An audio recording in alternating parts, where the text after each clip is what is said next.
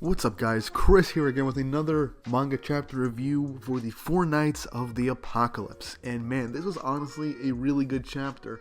Coming off the heels of the finale of the Echo Gorge arc, we begin the seemingly next arc with some rather interesting developments and some vital pieces of information that could create what can actually be the end goal of the series and Arthur himself of what he's planning to do and his grand plan, as well as introducing a new character and even seeing a character that we've seen previously reintroduced into the story in a very interesting passive way.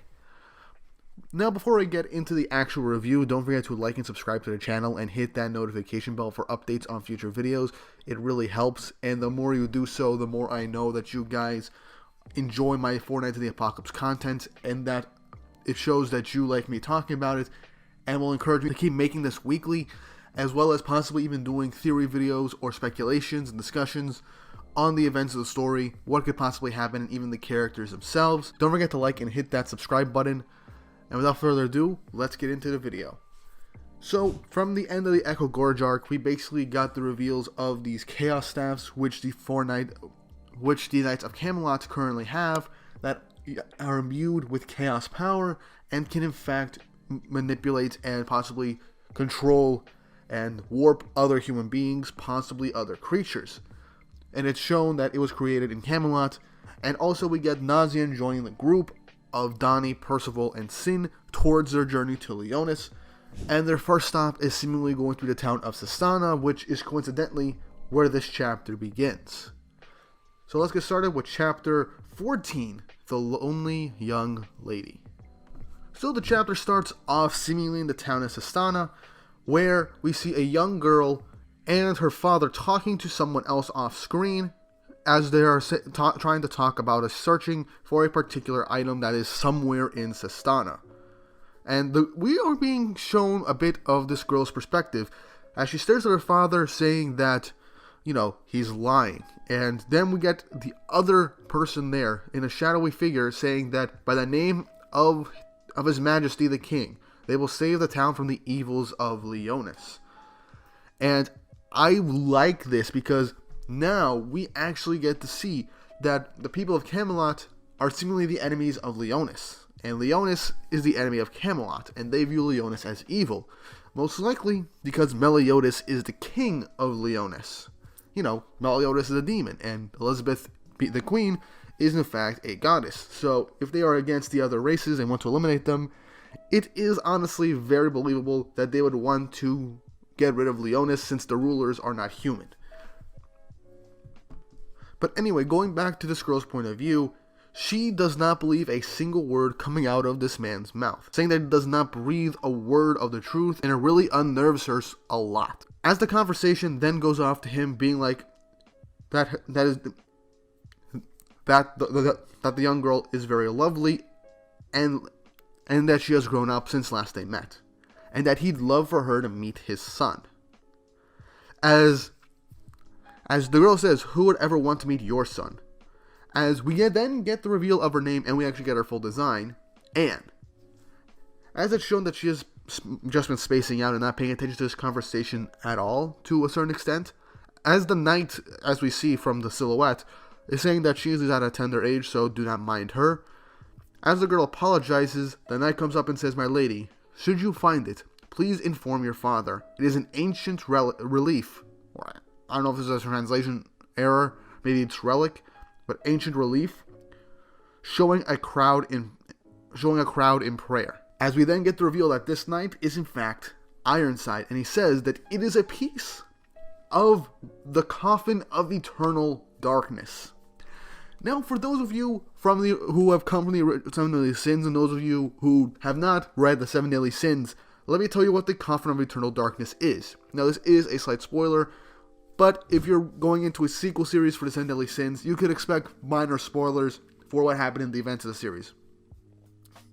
But anyway, basically the Coffin of Eternal Darkness is an ancient relic created by the goddess race, as well as the other 4 races, imbued with goddess magic to seal away the demon race at the end of the 3,000-year Holy War.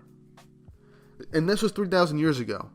In the events of the Seven Deadly Sins, after the events of what would be known as the first season, but at the end of the arc of Leonis, the seal itself was broken and it released the demon race and the 10 commandments, thus leading into the events of the Seven Deadly Sins right after Season 1, going into Season 2, and eventually leading up into its finale. It's basically one of the most important artifacts in the Seven Deadly Sins because it basically caused all the major conflicts from the series right after the first season. Without it, then things would seemingly be peaceful for the rest of the time. There wouldn't have been really any real conflict. The demons would have been sealed away for I don't know how many years. Possibly for eternity.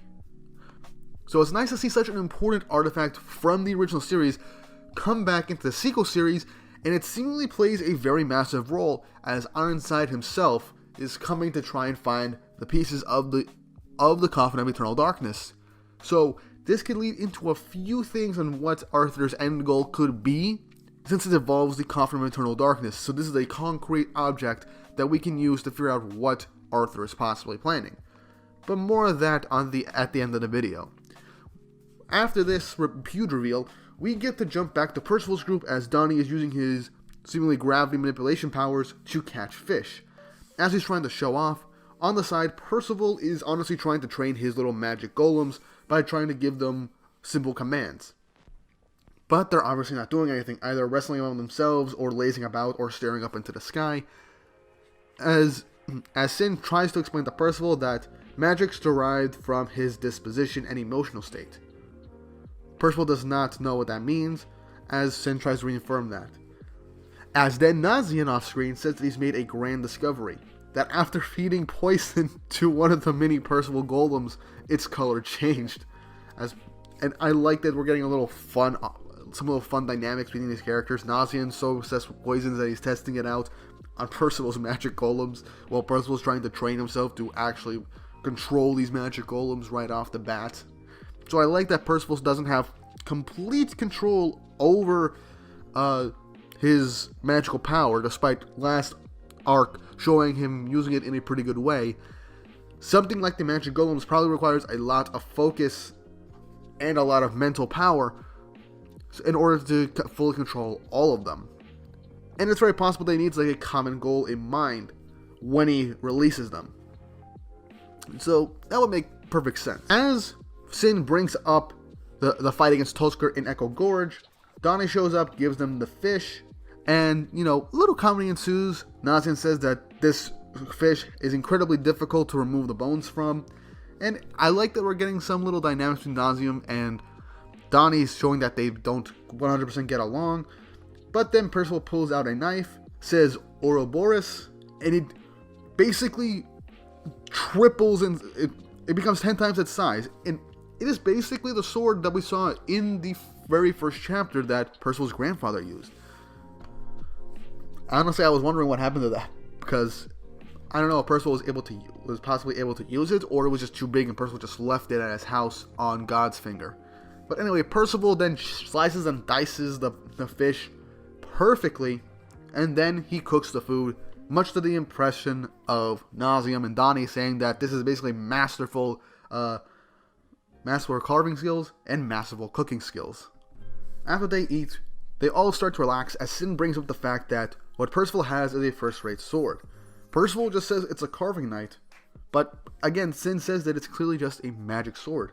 And this actually explains why Percival has not used this sword after leaving God's finger. He just thought it was a magic kitchen knife. So it makes sense why he would never use it as a weapon. So now Percival basically has a weapon to use now that he knows that it's a magic sword. But I am curious of how this sword was made. Possibly it was made by Merlin. And Ouroboros it's an interesting name for a sword. But I'd have to look into that for possible repercussions or what this could symbolically mean, because you can't just name a sword a particular name in a series and think of it as just a cool name. It has to mean something, especially in the greater context of the story.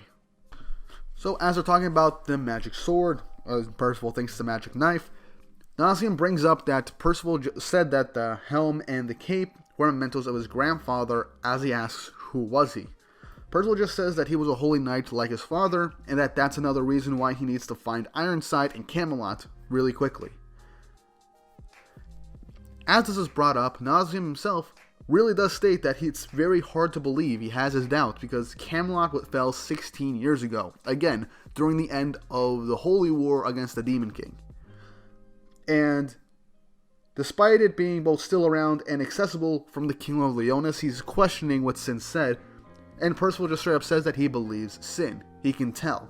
Then Donnie brings up the Ringmaster and Elva from the circus troupe that they were in, saying that they basically just up and disappeared right when Pelgard tried to attack them. They explain how Donnie saved Percival from the Holy Knight, and then Sin used one of the spell beads that he had on him to teleport them away at the very last second, and now since Donnie was helping Percival, he is a target of the Holy Knights as well. As then they both come to the realization that they could just use one of the spell beads to go straight to Leonis without having to walk all the way there. But Sin just says he's out of them. He basically wasted the last of them to save Percival and Donnie, and even when they bring up why he did not bring him straight to Leonis, and that's something that was in the back of my mind. If he was going to bring Percival straight to Leonis, then why didn't he just do that from the first place? Percival just reveals that he wasn't in a rush and he wasn't really thinking about it. And that he didn't really pick up the spell bead. He didn't own the spell bead, he just managed to pick it up. Nausium then brings up, could this possibly be a spell bead? As he then goes on to explain that these are magic items, each with their own particular magic within them, said to be made by the great mage Merlin, one of the 7 deadly sins. So Merlin was one of the first of the 7 deadly sins to actually get name dropped in this series right now, so I'm calling it right now. She's going to be the first one of the sins that the characters meet. I'm literally calling it right now. Because by the laws of almost any kind of story, if you name drop a specific character, sooner or later they are going to be introduced in the story. That's a given at this point. If she's the first sin that they actually meet, that will actually be very interesting, honestly. Because they would honestly get destroyed. And I like how Nausium's like really excited about learning about this, and actually says that she has a book of like a lot of poisons from around the world, thus getting him excited and biting his own lips to the point where they're like dripping with blood again. So, and since they have no real way to get to Sistana from there, they basically just start walking until they finally reach the town. And I have to say, the artwork has been getting a lot better, and I like that this is such a small town, yet with the overview shot, it honestly looks pretty damn big.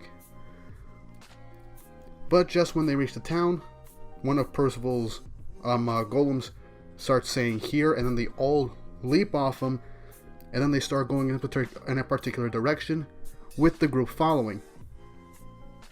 And then they reach a tree where something seems to be buried there, with Sin basically saying that his ability also has some kind of tracker skill too, which is interesting. So once again saying that there was actually like a meme on the 7 Deadly Sins Reddit where Percival's power, the hero type, is basically like a Swiss Army knife. So he has the jack of all trades ability, which is honestly pretty fun to explore. I said it in my last video, but I like a character that has some sort of situational ability, or like a utility belt type of power where they could just adapt to any situation. So if he needs to find something, his power can actually like go straight and look for it.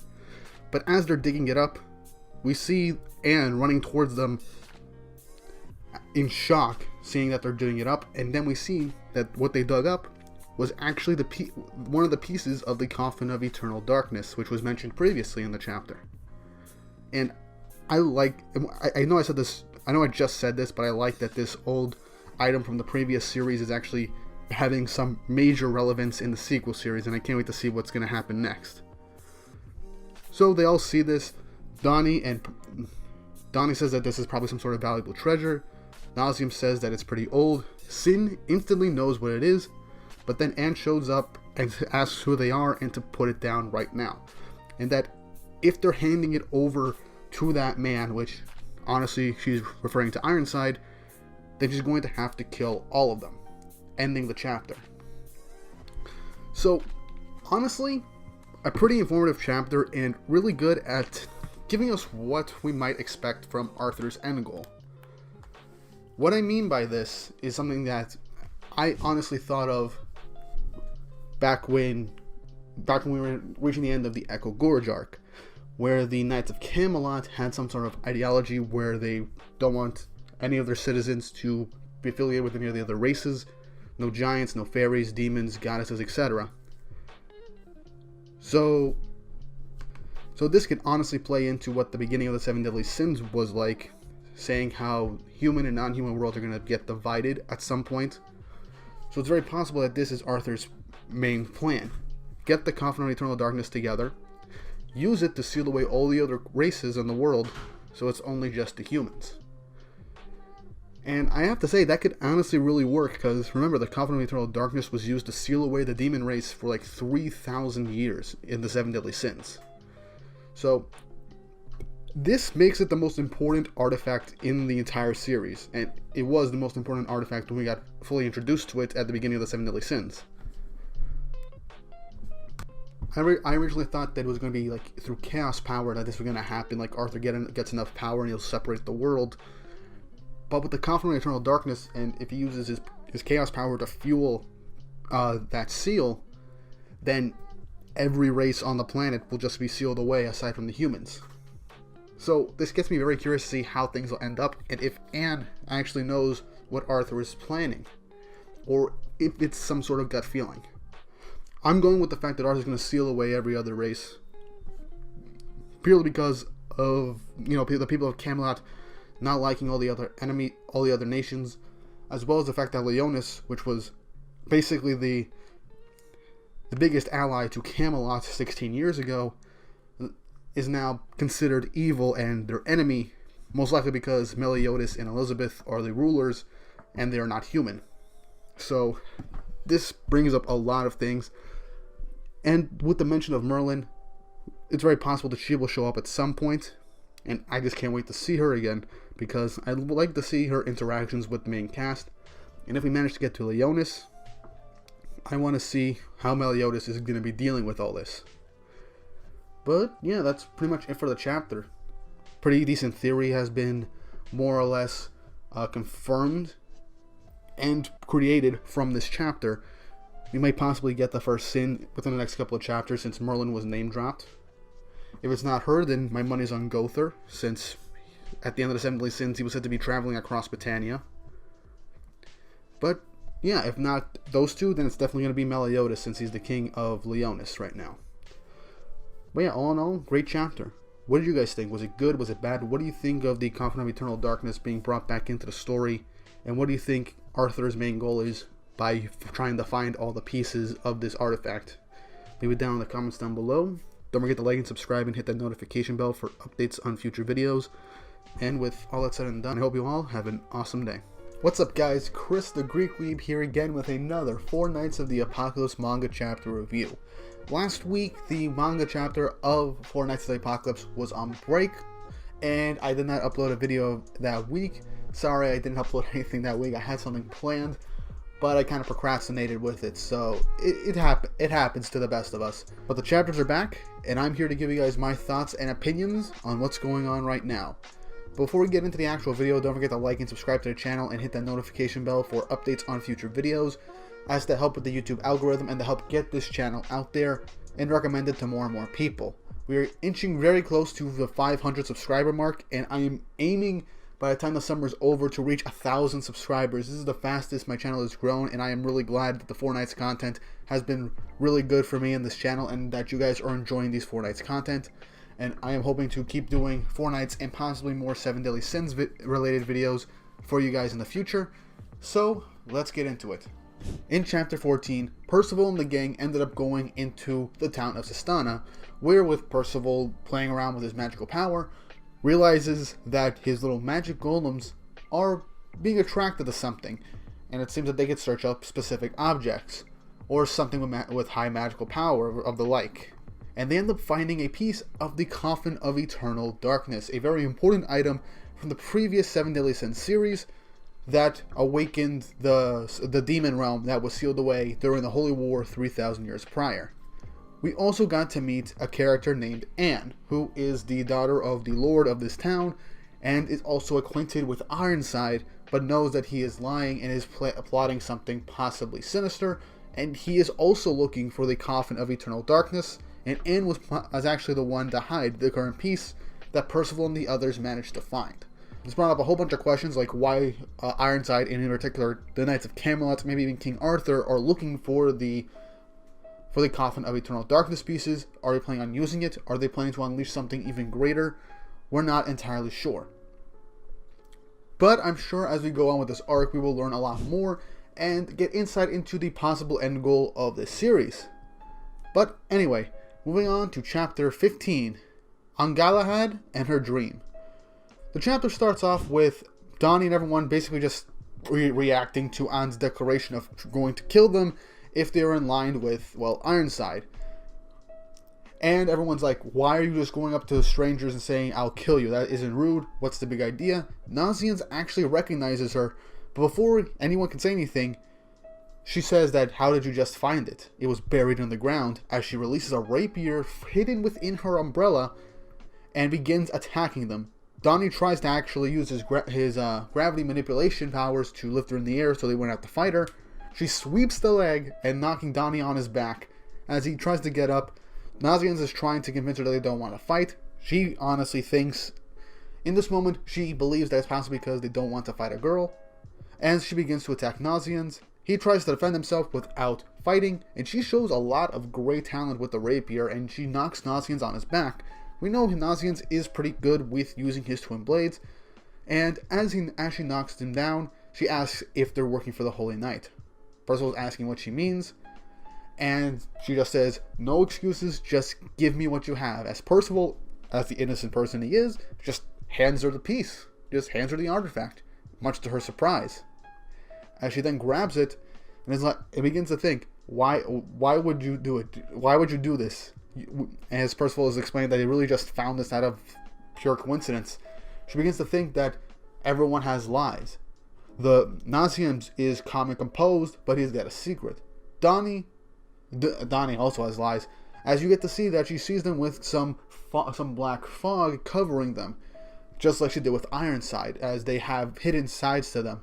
But as she looks at Percival saying that you also have a hidden side to you, and she realizes there is nothing fake about Percival. He is just honest and good, and that is just hilarious because that's the kind of character he was raised to be and the kind of character he is. So, much to her shock, Percival is literally just, yeah, these guys found him, and he reveals his magic golems, as she is like taken aback by all this, but probably because of the magic golems, and also because Percival literally is not lying to her and is just being genuinely honest and just a kind, compassionate person to her. Possibly the first time she's actually met someone who actually, well, has been honest to her from the very beginning. Someone that she can't just see through as lying, which this could possibly be a magical power, or maybe she can just take up on slight hints of people lying. This is honestly something very interesting. It could come in handy in the future if she chooses to join their party, which I honestly believe she might in the future. So as she's taken aback by Percival's just kind, good nature, everyone's wondering. Sin asks the question what Holy Knight she was talking about, and as she reacts to Sin talking, her maid actually approaches her and asks that she should return to the mansion, as her father is angry with her and that the ball will begin soon. In a panic, she gives Percival back the piece of the Coffin of Eternal Darkness, tells him to hide under his cloak for now, and not to show it to anyone or tell anyone how he found it, etc., to keep it secret, and to especially keep it away and never have it be given to Ironside in particular. And she shushes, as Percival begins to say that name, and possibly to say that Ironside is his father, she hushes him and says goodbye. And she covers up her brief interaction with the gang, saying that they were just a bunch of travelers looking for an inn, which, let's be honest, they were kind of going to end up doing anyway. So with the group basically wondering who she was and how she is so good with a rapier, Percival has a look of determination in his eyes, as we then cut the gang into an inn where they're staying for the night. As Nazian gives a bit of exposition that I just said, she is the daughter of the lord of the town. Her name is Galahad, which something that occurred to me as I was reading. One of the knights of Arthur's Round Table is called Galahad, so she could possibly be Nakaba's interpretation of Galahad in the story, as remember Merlin was supposed to be a guy and Merlin is a girl in the series, so it's very likely that he kind of gender swapped to try and round out the cast and possibly add some more interesting portions to the story. I could be wrong, but just remove Anne and the name is just Galahad. So yeah, and who knows, maybe she might actually end up being one of the Four Knights of the Apocalypse. Then again, the prophecy did say it was for lads, but then again, the prophecy could be like wrong or have some mispoints or misinterpretations. It's highly possible. But either way, as they go on, Sin does end up saying that he's never seen this before. Basically giving the exposition that it's a piece of a coffin of eternal darkness, and it is a legend item crafted by a giant. Made by the giant craftsman, which we will most likely get to see in the new Seven Deadly Sins movie. Just thought I would mention that because he was said to be a talented giant craftsman, so I believe he was probably the one to be part of the crafting of the Coffin of Eternal Darkness. As Sin basically says, it's a legendary artifact created by a giant. Don is like, how much can we sell it for? As Nazim then goes to Percival and basically asks what's wrong, because he's been very quiet. Percival then says, again with determination and desire, that he's going to find Ironside. And the way she spoke, she realizes that the way An spoke, it gave him the interpretation that he's probably coming to the town very soon. Sin asks what he's going to do once he sees him. He's going to ask him about his grandfather, obviously. But Sin asks the very important question that we all have probably been wondering since his last meeting with Ironside and since he has awakened his magical power. Can he actually beat him? Because judging by how things are going to go and how strong Ironside Man actually is, a bunch of innocent people are probably going to get caught in the crossfire, similar to his fight with Pelgard. I mean, Pelgard, judging by his character, he didn't mean to get anyone caught up in the fight. He just wanted it to be him, Percival. But Ironside, he doesn't seem to have that code of honor or ethics, so I don't think he'd be above putting innocent people in danger if he meant taking down Percival and getting what he's looking for. Percival gets quiet again, as then Sin just says they should probably first figure out if this thing is actually real, and also asks, can he really avenge his grandfather with his power, as well as why Ironside is looking for the coffin. Sin then says, we got time to kill to figure out all that first. So as Sin is basically saying, we got time to figure all this out first, so let's take it easy and try and plan things out. We cut back to the manor as An's father is basically enraged and yelling at her for leaving the castle and telling her not to leave the castle at all because apparently some great disaster is about to befall the town. An tries to convince her father that Ironside has just been telling lies to him this entire time and that he's not to be trusted, and asks why he trusts Ironside to begin with. He silences her it seems like he's also slightly not just angry but also a little scared, and just tells her to listen to him. She's still a child and she just needs to listen and be quiet. She states that she's 16, so another character who's the same age as Percival, so I like how we're getting a multitude of characters who are the same age as Percival as he's meeting them and is on his journey. So that's just hilarious.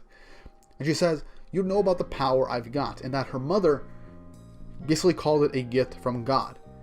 And then she then declares her dream to become a holy knight and to protect her town and her father from anything that could possibly endanger them. She'll show him with real determination in her eye, telling him to be quiet and stop being Ironside's lapdog. As her father just slaps her, saying that it's just insolence, as then he is called away as something is about to happen, leaving An in her room, telling her not to leave.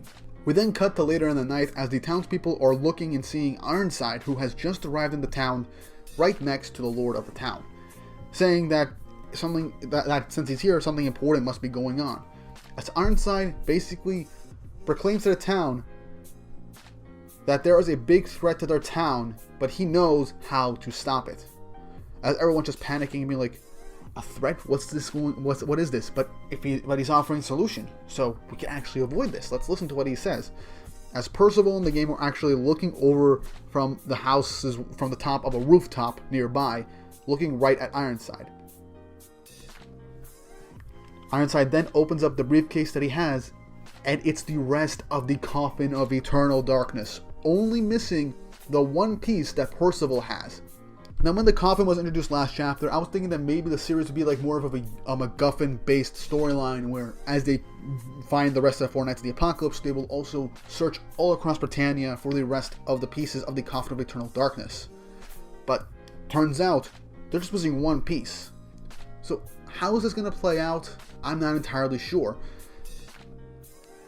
And I honestly am really curious as to what they're going to really use this for. It could have to do with what the beginning of the 70 Sins was like, when the intro from the anime was like, this is a time before the human and non-human realms were forever divided, so that might be something to do with it.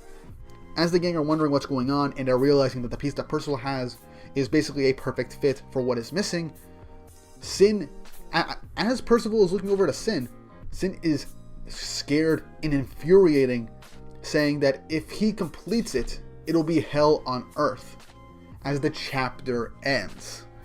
Now, this was an insane chapter. I can't lie. This was a really good chapter. Nice exposition. Good world building in the sense that we could possibly see more of what Ironside and the Holy Knights are going to be up to. And the fact that he's so close, just missing one piece of the Coffin of Eternal Darkness to complete the whole damn thing, is just insane. Now, I would figure that he would maybe have one, maybe two pieces, possibly three. But one piece in particular I thought that he might not have would be the piece that Meliodas was carrying in the first arc of the Seven Deadly Sins that he used at the hilt for his sword, so he can keep the Coffin of Eternal Darkness from ever opening again. Because one would figure that after the coffin was basically unsealed and the demon race came back, once the new Holy War was officially over, you would think that Meliodas, in his journeys across Britannia before settling down with Elizabeth and becoming King of Leonis, would want to search for these pieces, or at least one of these pieces, and keep it under lock and key, because it is a very powerful artifact that could potentially still be used today. But yeah, it's looking like the coffin will be an integral part of the story right now. Will Percival and Ironside fight this arc? Possibly. Or will they just hold off for this fight to be at the very end, so that they could potentially get away with some outside interference? I'm not entirely sure. All we know is, right now, the main priority of the gang is this one thing: to get the piece of Coffin of Eternal Darkness away from Sistana, and since they're already heading to Leonis, give this piece to Meliodas, who I presume is still king, because it's only been 16 years, so that he can put it under lock and key. And Anne might actually end up joining the group, since she is more or less named after a knight from Arthur's Round Table. But yeah, I'm very curious to see how this arc is going to play out, because the last arc in the Echo Gorge was honestly really good. We got a new cast member, and we got more insight into how the Holy Knights of Camelot operate. But yeah, all in all, another great chapter. I'm really happy I'm covering this weekly again, and I hope you guys enjoyed this chapter review as well. Again, if you like this video and these manga chapter reviews, leave a like and subscribe to the channel. Hit the notification bell for updates on future videos to be up to date. And also go down in the comments below and let me know what you thought of this chapter. What do you think of Anne, her dream, and her father's very strong loyalty to Ironside? And what do you think Ironside and the Holy Knights are really planning with the Coffin of Eternal Darkness? Do you think it's what I mentioned before about separating the humans from all the other races and stealing them away? Or could it be something else? Let me know down below what you think. And with all that said and done, I hope you all have an awesome day. What's up, guys? Chris here again with another chapter review for the Four Knights of the Apocalypse. And this series is actually really starting to amp up, and this chapter alone is really helping to set the stakes for the series and answered a few questions from the last two chapters with the introduction of the Coffin of Eternal Darkness, which was a very important item from the previous series, the Seven Deadly Sins. And we're getting set up for the new character Anne, or Galahad for her full name, to join the main crew, and with an eventual full rematch between Percival and Ironside. The stakes keep getting higher, and I honestly think that this series really can be just as great as the Seven Deadly Sins, if built up pretty well, and with how Suzuki manages to write the characters, their motivations, and the overarching story, and how he implements the 7 Deadly Sins into this series. But without further ado, we're going to get straight into the video. But before that, don't forget to like and subscribe to our channel and hit that notification bell for updates on future videos. That way you can be updated whenever I make a new upload. I'm also starting to do stories on my channel just so I can do some regular uploads, even though they're not much, of my daily life, stuff that I am reading currently, and my collection of manga and stuff like that. Just to kind of give you guys a sense of what I'm about. And also, I am also very close to reaching 500 subscribers. So, really help me reach that goal. Let your friends who enjoy this content as much as you do subscribe to our channel so they can watch me talk about this series and give my own personal take and theorycraft about what's going to happen in the series and my own personal thoughts. Without further ado, let's get into the video. Now, back in chapter 15, we basically got an introduction between the main group and An, who mistakenly thinks that they are working with Ironside, as they had ended up finding the final piece to the coffin of eternal darkness, which is something that Ironside has in fact been looking for and has been asking members of the town, especially by the end of the last chapter, to help him look for it. As well as seeing that he has been lying to this town, thanks to the idea of what An's ability to tell if someone's lying or not, to show that Ironside is hiding something or is not completely telling everyone the full truth of what he's really doing there. And by the end of the chapter, we have the main group spying on Ironside as he's making some big declaration to the town about the coffin of eternal darkness. And that's where the last chapter ended off. So now, let's start off with chapter 16, Sistana Shaken. And one quick thing, I want to state that I really like this new color page, as well as the fact that now we have confirmation of what An's hair and eye color are, like nice light blue. I like it. And a lot of times I keep forgetting that Ironside has reddish armor, so it is something that I honestly really do kind of wish I knew beforehand, before forgetting. But that's just me.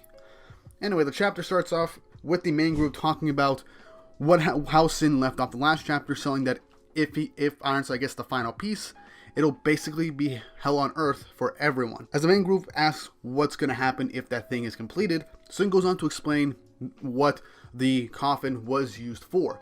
It is a magic item that was used to seal away the Demon Clan, and that the Goddess Clan's sacrifice was the trigger to sealing away the Demon Clan. As we actually get full-on confirmation from Donnie that the Demon Clan hadn't appeared in Britannia and just straight up disappeared after the Holy War 16 years ago. So once again, the Holy War ended 16 years ago, so Percival and the other 4 knights were born right after the battle with the Demon King and the final arc of the 7 Deadly Sins. Sin goes on to says that he'll explain to them about the demons and why they're not around some other time, which I presume that now that Zeldris from the end of the 7 Deadly Sins is most likely ruling over the demon world in Meliodas' stead, since Meliodas is currently the king of Leonis, that he has basically kept the Demon Clan in the demon realms, so they do not cause any trouble in Britannia. At least that's what I believe. It could have something to do with what's going to happen with the 7 Deadly Sins movie, but that's neither here nor there. Sin then says that the problem right now is the trigger for the seal, as Nazian comes to realize that the trigger that Sin just said was the Goddess Clan sacrifice, and Sin says that there are no goddesses around anymore. So you kind of get what he's trying to say. As even Percival realizes this, Sin says it, just straight up says it. Instead of the Goddess Clan, Ironside is planning to kill everybody in Sistana to activate the seal. As Donnie almost blows their cover, thanks to Nazian's quick thinking to cover his mouth, Percival wants to go and take down Ironside right here and right now. But Sin calms him down, saying that luckily that they have the last piece, and now they have to go back to the inn, which I guess they kind of left the piece back at the inn for some reason, and they have to skip town as fast as possible. Percival says that they finally found Ironside and the rest of the pieces, but Sin says that he gets it.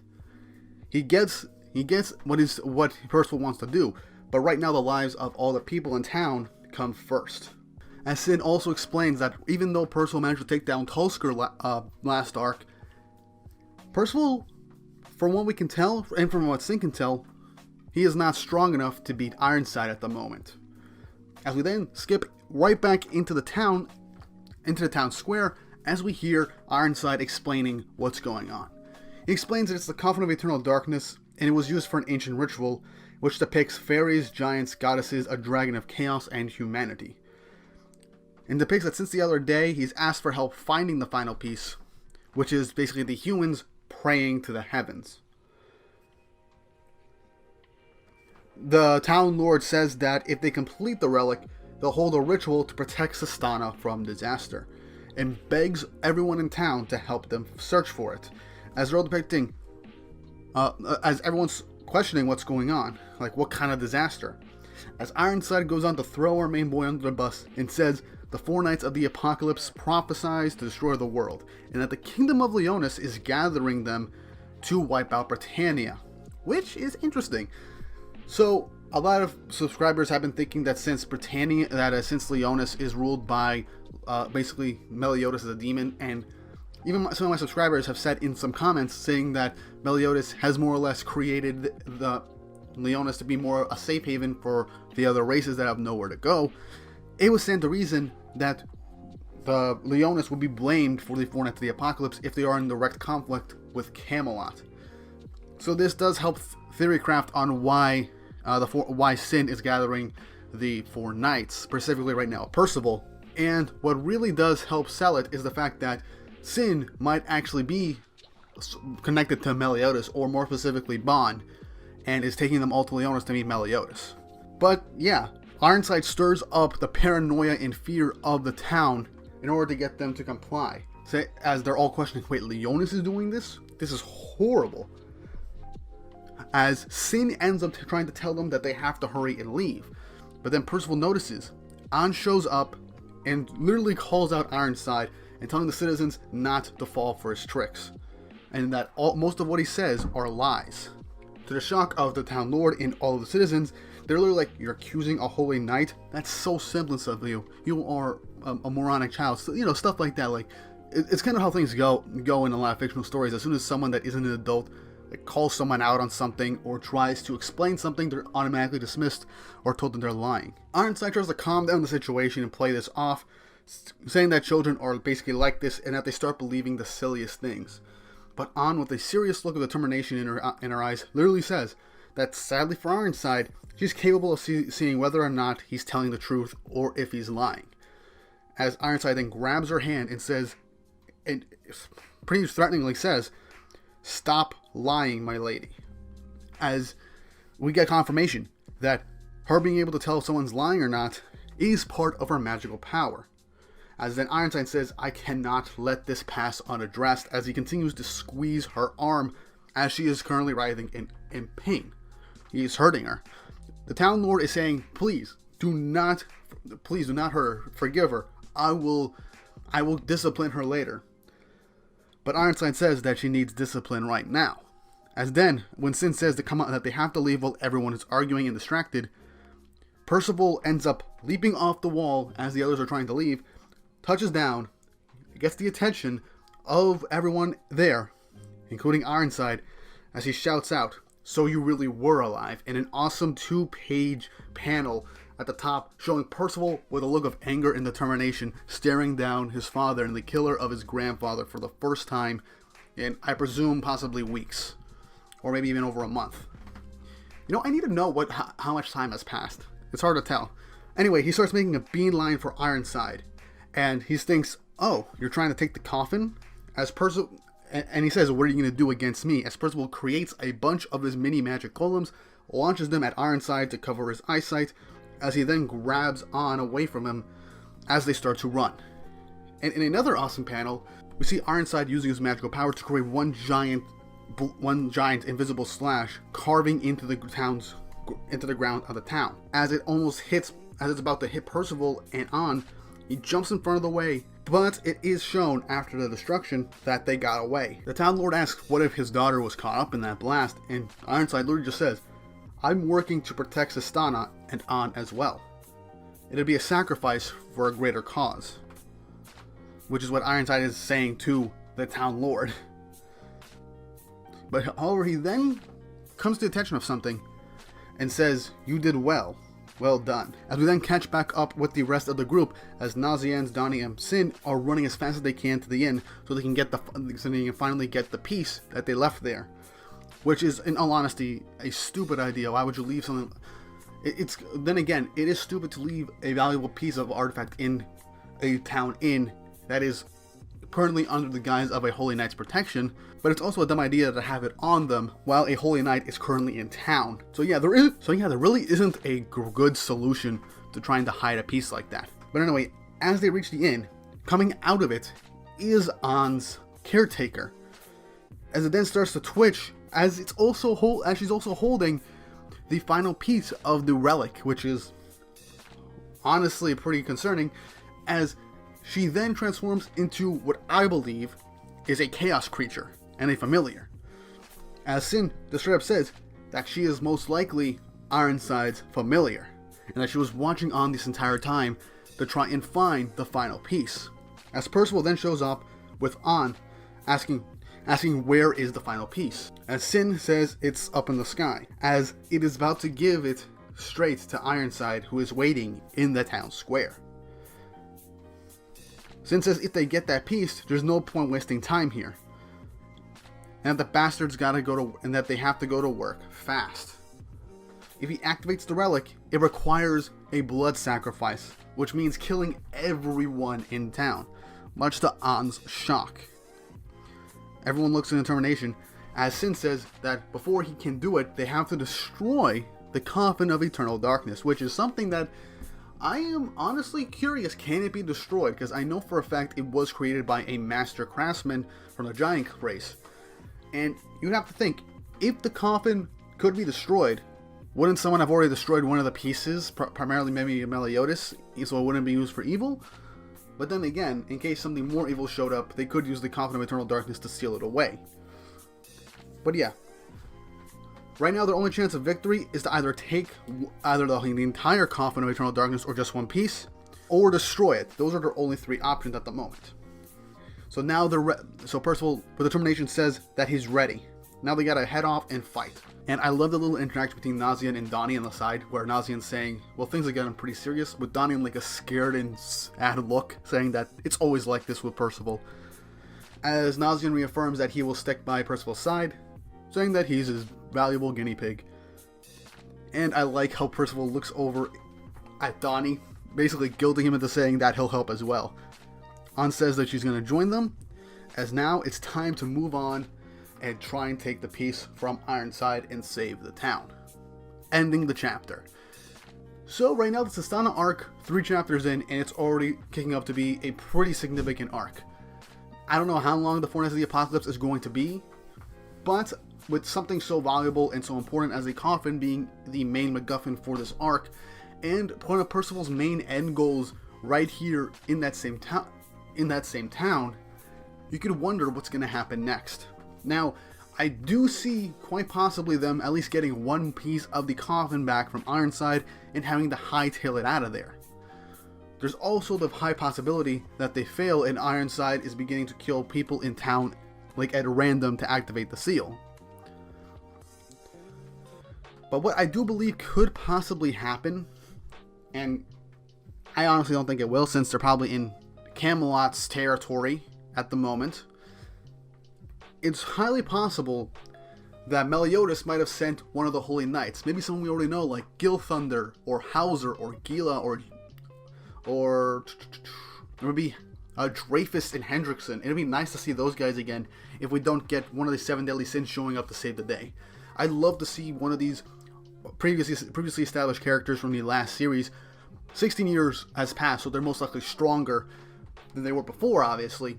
So it'd be nice to see them, and they might be on par with Ironside to hold them off as they try and get Percival and everyone out of there. But yeah, that's a very high possibility of that happening. Overall, a really nice chapter, sets up the stakes and the main goal for this arc, either to destroy or take the whole of the Coffin of Eternal Darkness, or just one piece.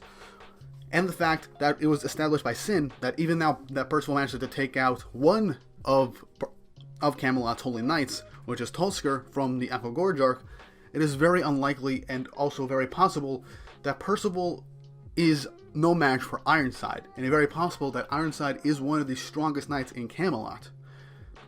So I do see Percival trying to fight Ironside, or at least hold him off as much as possible. And now that he's unlocked his magical power to help himself regenerate and craft items and stuff like that, I do see him holding up a bit of a fight against Ironside, but him ultimately losing in the end. But yeah, that's really all my thoughts in this chapter. And with what's going to happen next, I have no idea whether they succeed or fail. It's completely up to Suzuki and what he thinks the story will need. I don't think they're going to use the coffin right here and now. It's very possible that Ironside manages to take the seal and just hightails it out of there, not needing to kill the entire town, as it might not be enough to activate the seal. But yeah, overall, this is shaping up to be the best arc in the series right now. I mean, the series is only 16 chapters in, but I like the Echo Gorge arc, the previous arc with Percival and fighting Pelgart, and right now, the Sistana arc is looking to be pretty damn good, and I'm honestly excited to see where it leads off. And I really want to see this rematch between Percival and Ironside.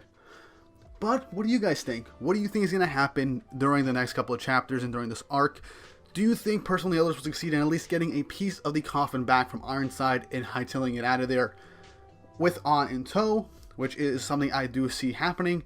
Or do you think that they'll lose the coffin but get saved and not get killed by a Holy Knight from Leonis, primarily someone that has been established from the main cast in the Seven Deadly Sins to save them from Ironside and get them to Leonis? Leave your comments down below, as well as a series of what could happen in the future. And once again, don't forget to like and subscribe to the channel so you can get updated on future videos, and to help YouTube's BS algorithm so that it could help suggest my content to more people and help spread my audience. I'm almost at 1,000 subscribers. Right now I'm almost at 500, so please help in any way you can to help get me to that subscriber mark. And without further ado, I hope you all have an awesome day. With another 4 Nights of the Apocalypse manga chapter review, and in all honesty, this arc currently has been nothing but non-stop greatness. I've been liking the new world building for the sequel series, as well as set up for not just this arc, but also potentially what could be the end goal of the series. And this chapter honestly makes me think that things might actually accelerate quite quickly, at least for the first portion of this story. And I am honestly all for it, because with everything that we have been introduced with, I can tell that Nakaba is not planning on making this like a bit of a slow burn, similar to how the Seven Deadly Sins first was, considering that it took a couple hundred chapters to get at least 5 of the sins altogether for the first major saga of the series to be over with. From here, we're actually getting some really good conflicts, and it really feels like things can be turned up to 11 right off the bat, as well as us seeing basically a glimmer of how strong Ironside can actually be without him really doing anything to a main cast initially, as well as seeing what he's doing with the coffin at this moment. But before we get into the actual video, don't forget to like and subscribe to the channel and hit that notification bell for updates on future videos. I'm really enjoying making these 4 Nights of the Apocalypse content, and all the 4 Nights reviews are actually doing pretty well on this channel, so I am not going to stop doing this at all. I am also very close to reaching 500 subscribers. At the point of me recording, I'm only 10 away from reaching 500, so please do everything you can to help me reach the 500 mark. Once that's done, I'll make an announcement video of what I'm planning to do with the channel from this point onward, as well as address a few things from what I was doing with the channel before I rebranded and started doing these manga reviews. And also, if you haven't checked already, I did a theory video for the Seven Deadly Sins and the 4 Nights of the Apocalypse, right on the top left corner up there, talking about how the Seven Deadly Sins could potentially die in this sequel series with everything that has been given to us thus far. Obviously, everything's up to like chapter 14, 15, but nothing really changes at this point to give us an idea of this completely disproving the theory that I have presented. It's honestly a pretty nice theory for my very first theory video on this channel, and while I do see it to be eventually disproven, I'm still pretty happy with how it turned out, and it's been doing not that bad. But yeah, without further ado, let's get on to the video. In the last chapter, the main group actually witnesses Ironside trying to get the aid of the town of Sistana to look for the final piece of the Coffin of Eternal Darkness that they themselves had found earlier in this arc, claiming that it will be used to protect the town from an oncoming disaster, most likely caused by their enemies, from how it's being told, Leonis, and is essentially trying to find this for some other purpose. An confronts him and basically says that she knows that he is lying and is not telling the truth to anybody. No one obviously believes her, even her own father, and Ironside knows the dangers of someone that could actually see through deceit, and honestly wants to, from what we saw, might want to get rid of her, or at least silence her for the time being, since her abilities can be done with, honestly used to make trouble for him. But, in all honesty, what happens next? Percival runs down, grabs on, and books it, as Sin, Donnie, and Nazianz try and go get the relic from the inn that they were previously at. They then witness the maid that was with An steal the relic from that inn, as it turned out to be a familiar, most likely to Ironside, that was looking for the relic and keeping an eye on An in case she herself actually did possess or hid this relic. And then Percival and the group meet up, and they all come up with a plan to take down Ironside, as he is planning to use all the members of this town as sacrifices to activate the seal. And now we start off with this chapter. Chapter 17, Confrontation with Evil. And I'm sorry that recap took longer than usual. But anyway, we start this chapter off with Sin trying to tell the main group that they have to stop Ironside's ritual right now, because they literally have no time to spare, and that they have to stop him. An is looking intently at Sin and sees like a little dark cloud over him. This is basically what she sees whenever someone is lying or hiding something due to her magical power. Sin then turns to Percival and says, "Don't you dare try to seriously fight Ironside. No matter how strong he is, just assume he's 10 times what he thinks." As Percival honestly just says, "Okay," basically embarrassingly agreeing with Sin, as he still doesn't know how strong Ironside is. So they all split up, with Percival, An, Donnie, and Nazianz going to try and stop the ritual from Ironside's side. Sin goes off to do something. And I do like how Nazianz and Donnie are literally just showing how Percival just running off like that for literally scaring them half to death after being told not to interact or go against Ironside. As An literally just says, "Nobody asked for your help," and then just says, "Thank you anyway." She then formally introduces herself, and Percival introduces himself and the others. Percival then asks why Ironside was at her place, and An just says that he knew her father when they were young, and says that she can't believe that he is actually planning to sacrifice the entire town, and that he's more dangerous than he had imagined. Then asks how they know him at all, as Donnie doesn't really say us, more like Percival, as Percival literally just said flat out that he just took his grandfather out. As she's sorry about that, saying how awful it is, and even really, this is actually kind of funny, but also kind of, scummy, even though she doesn't really realize it. She literally just says, "To think he would ask me to marry his son." And that kid is probably just as bad as he is, without realizing that she literally just insulted Percival to his face. But Percival obviously doesn't really mind that or care at all. We then cut to Ironside, who is chanting the spell to release the seal of the Coffin of Eternal Darkness. Now, one quick thing that I was kind of questioning, and this is actually something that was brought up as I was going back through the 7 Deadly Sins during an annual rewatch, is that Fraudrin, when he basically killed everyone in Danafall, and even Liz, he was trying to break the seal. But that was an entire kingdom's worth of people that he was planning to sacrifice their blood to open the Coffin of Eternal Darkness. Ironside is trying to sacrifice an entire town. I don't think this would be enough to break the seal, but possibly create the seal. But if that's so, if it's just human lives, it might be a temporary seal or something. I'm honestly not too sure how this is going to be working.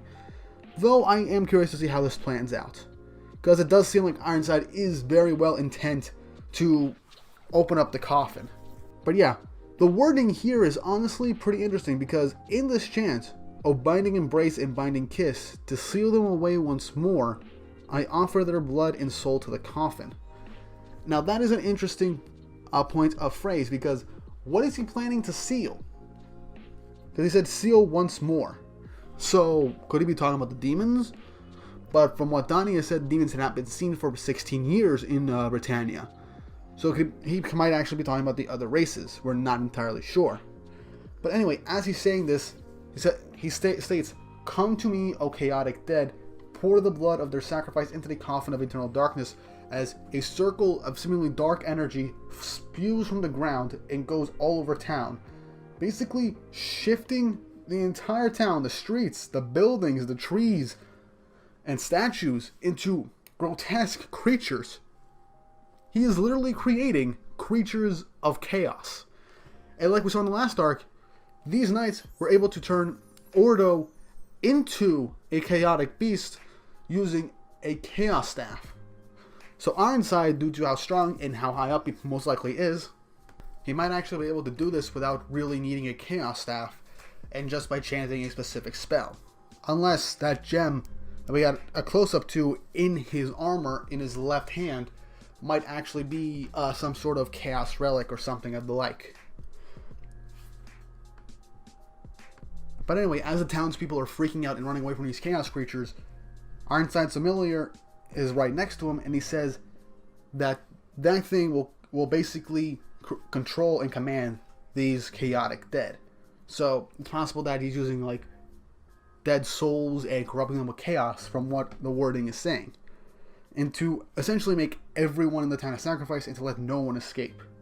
As the main group manages to make their way back to the square, they hear what's going on, and then they turn back. They see that these monsters are coming out of the ground and realize this is probably what Sin was warning them about on what could actually happen if Ironside got the seal. And as they state the obvious, that they're using him to collect the sacrifices and that they have to go help them, Percival says that it is okay because Sin says he's gonna work something out, and that what they gotta do is to stop Ironside as soon as possible. An says that the fox An then says she doesn't know who Sin is, but he's lying to him about something, or at least hiding something, as we saw earlier in this chapter with her seeing a dark mist over a portion of his body. So what this could mean, I'm not entirely sure. She then questions that he's actually believing Sin. Percival literally just says, as Percival as he is, that he will.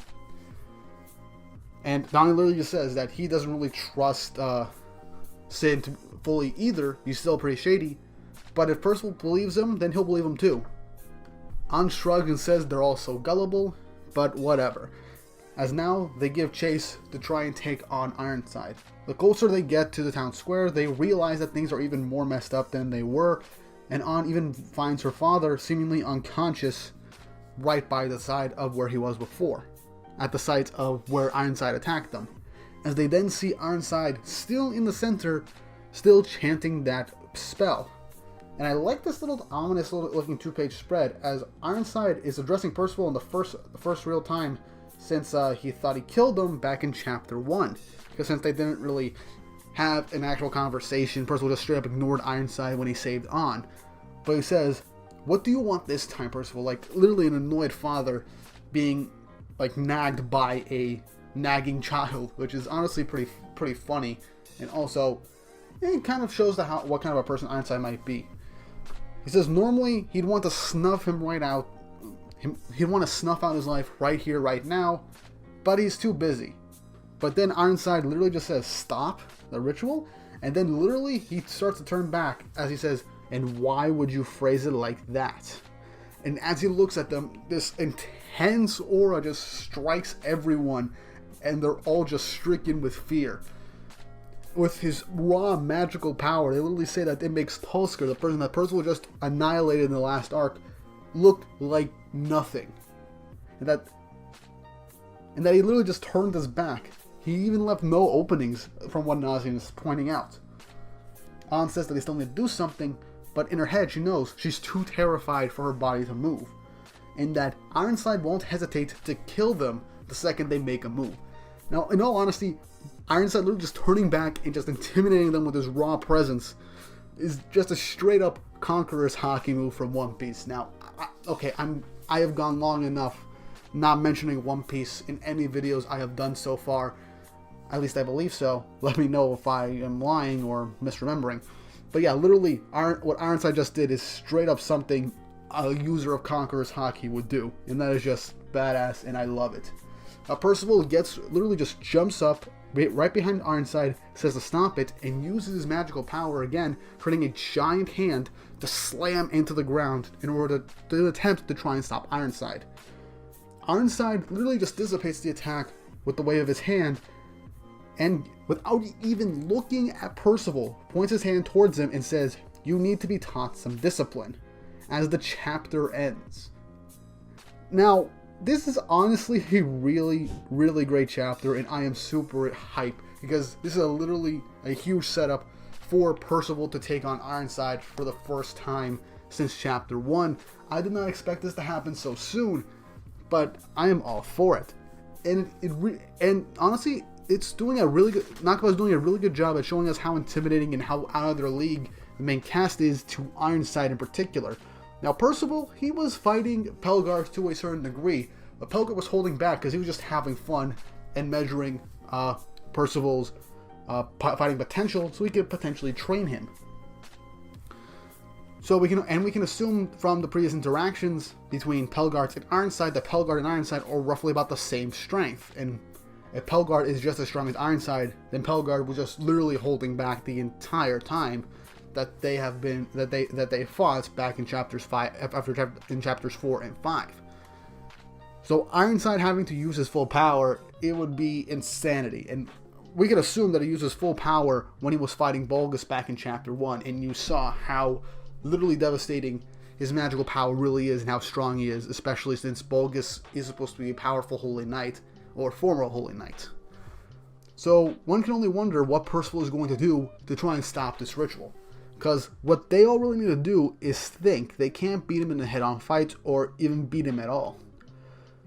Like Sin said, their main objective is to grab the entire coffin or just one single piece and book it out of there without Ironside finding or catching up to them.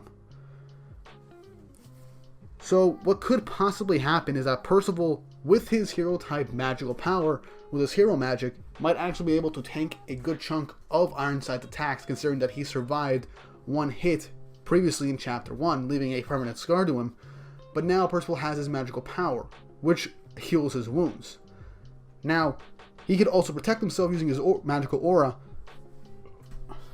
and possibly tank a good chunk of the hit, still taking a massive amount of damage, but healing himself just enough to stay in a fight or to distract Ironside long enough for maybe Nazians or even Donnie or An to grab a piece of the coffin in some way, shape, or form to stop the ritual. But realistically, I don't see how this could possibly end with our heroes winning unless there's some sort of outside intervention. Sin said he had something up his sleeve to probably try and do something to help the town and stop all these chaos creatures. I'm not entirely sure what that could be. He might be a spy from Leonis who was basically sent to gather the Four Knights of the Apocalypse against Camelot, similar to what Ironside said, but just to take down Arthur or something like that as the wall of defense, or to make sure that they don't get killed by the Holy Knights of Camelot. But I'm honestly going with Sin is someone is actually working with Meliodas or even Bon, and maybe he's going to open up some kind of one-time magic portal that he has that he was going to save for an emergency, but is basically going to do something to maybe call a Holy Knight from Leonis or maybe one of the Sins to show up and save the day.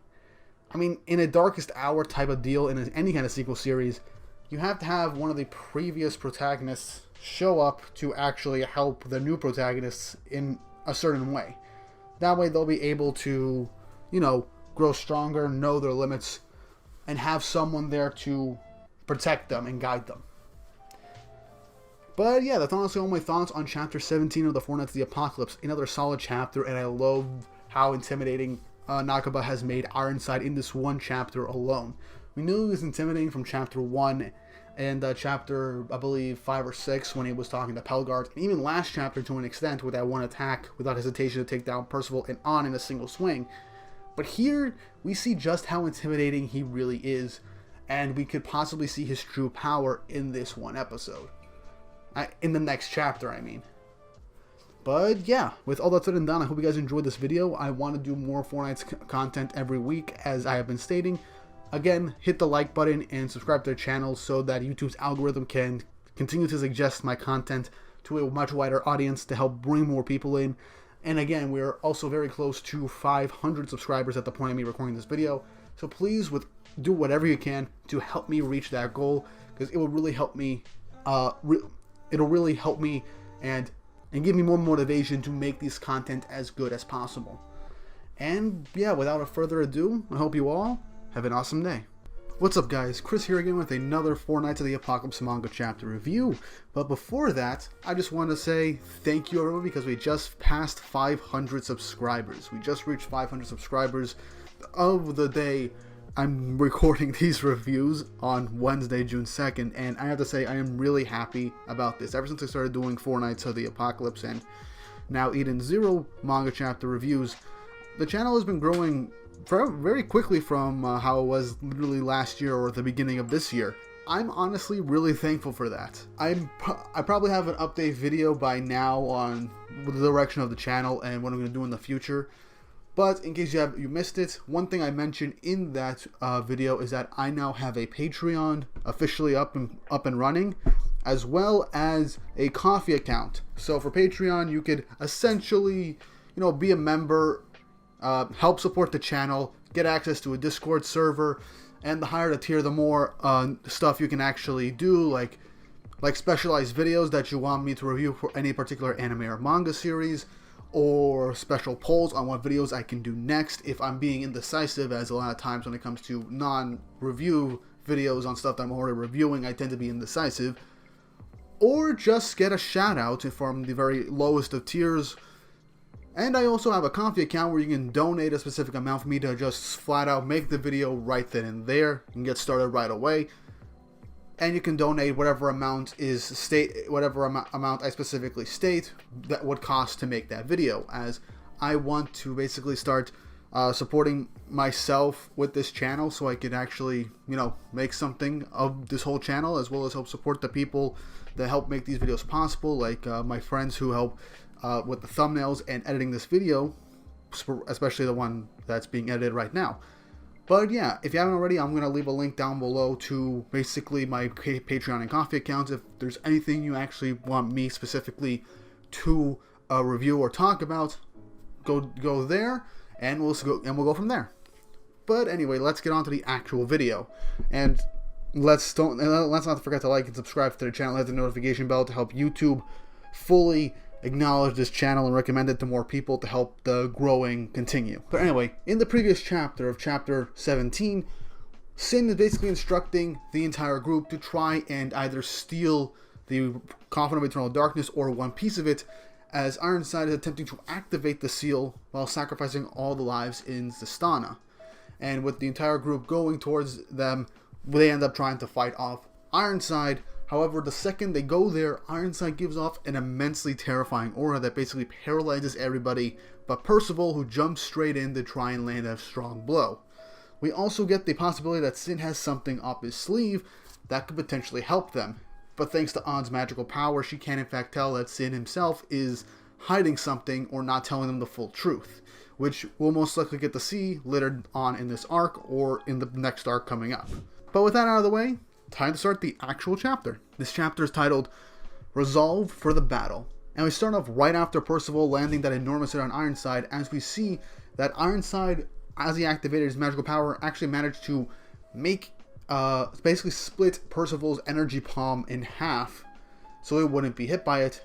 And let me remind you this, all this, everything that just happened, Ironside didn't even look back. He just waved his hand behind him, and he did it with complete accuracy. But anyway, with total shock from Donnie and Nazians, Percival is reminded what they're there for, as Percival then begins to launch a bunch of his magical golems to try and break the coffin of eternal darkness, as they then get repelled away by the sheer power that is flowing throughout this seal. Ironside then realizes that they're after the coffin and basically asks them, do you know my plan here then? Percival in his head is like, no. However, he is being very ignorant about it, being like, there's no way I'm going to tell you that or answer you. And then Ironside then waves his hands, creating that cross with his magical power. Percival tells everybody to get out of the way, as then a giant crevice appears before them, as they just barely manage to dodge Ironside's attack. And again, all this without even turning his back, without even turning around. And this is insanely shocking and terrifying, especially from what we can tell for Donnie, as he has this much magical power. Ironside then goes on to say, you simply have no discipline.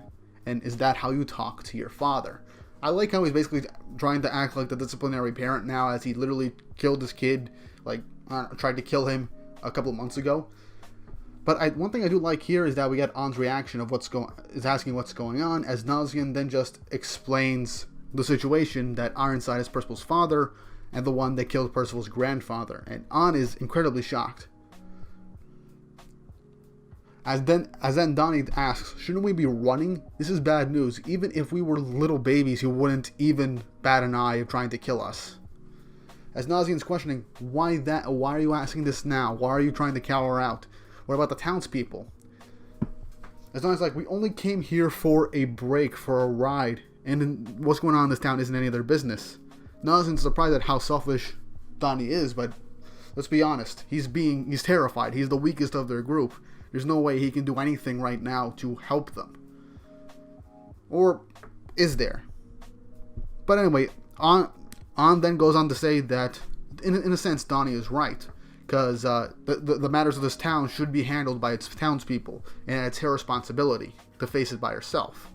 Nazian decides to stay regardless because he knows how it feels to defend his homeland, as then Donnie just says, whatever, I'm not going to die today, as he then just starts bursting off in the other direction. Then says, if I die, it'll all be over then. Now, that's an interesting choice of words. I don't know what he's thinking about. Maybe his dream to be a holy knight was reignited, or maybe there's something he's holding back from the rest of the group of who he really is. There's no telling on what Donnie is thinking. But anyway, back to Percival against Ironside, which the fight actually really does get started to an extent right now. He's trying to convince Ironside to stop the ritual, or else he'll destroy the coffin. Ironside makes a multitude of attacks, saying that that's just a very bad joke. And then Percival, after dodging all of them, which I am kind of glad that he's managing to dodge them, he says he'll try and pin Ironside down as the rest go up and destroy the coffin. Ironside then pulls out his sword, so at least now we know he's going to try a little bit, as Percival also creates an energy blade out of his magical power in the shape of the blade that he has, that his grandfather used as he fights off Ironside. There's a barrage of blows, but ultimately Ironside manages to cut the sword that Percival created, saying, "You were taught that by your grandfather." And it wasn't a bad move. So to an extent, he is praising Percival's growth and use of a sword to an extent. But he then goes on to say, good against a bird's corpse on a cutting board, as then waves his sword to try and finish off Percival, but An then ends up blocking it with her rapier, as she then tries to berate Ironside by saying, first you kill your own father, now you're trying to do the exact same thing to your own child. That's just shameful. As he then berates An for trying to be a holy knight. As the two then begin to fight, matching blow for blow seemingly, An's father wakes up, as she then says, what's so bad about that? I'm going to become a holy knight to defend Sistana with her father, just like her mother did. And that they all have the desire that they all have the desire to protect what they hold dear, as in the background, as she's moving, we actually get to see a little afterimage of what her mother potentially looked like. So that's nice. Her father's watching this in the background, and you get to see just how fast An actually is. However, we then get to see Ironside wipe her back, As he then says, you can still fight like that. As we see, An did actually get hit by the sword, and her clothes were actually pretty torn up. He then says that the sword she uses is fine for a girl, but the fact that she even landed a scratch on him, it is impressive. But he then feels something, as he's starting to begin to go numb, asking what she did, as Nazian reveals that he actually enchanted her rapier and apologizes to her, and basically saying that he took the liberty of stepping in this fight. As we then see, the edge of her sword was enchanted with Nazian's poison mixing henbane, as now it looks like this little combo is actually going to give him a way to actually win.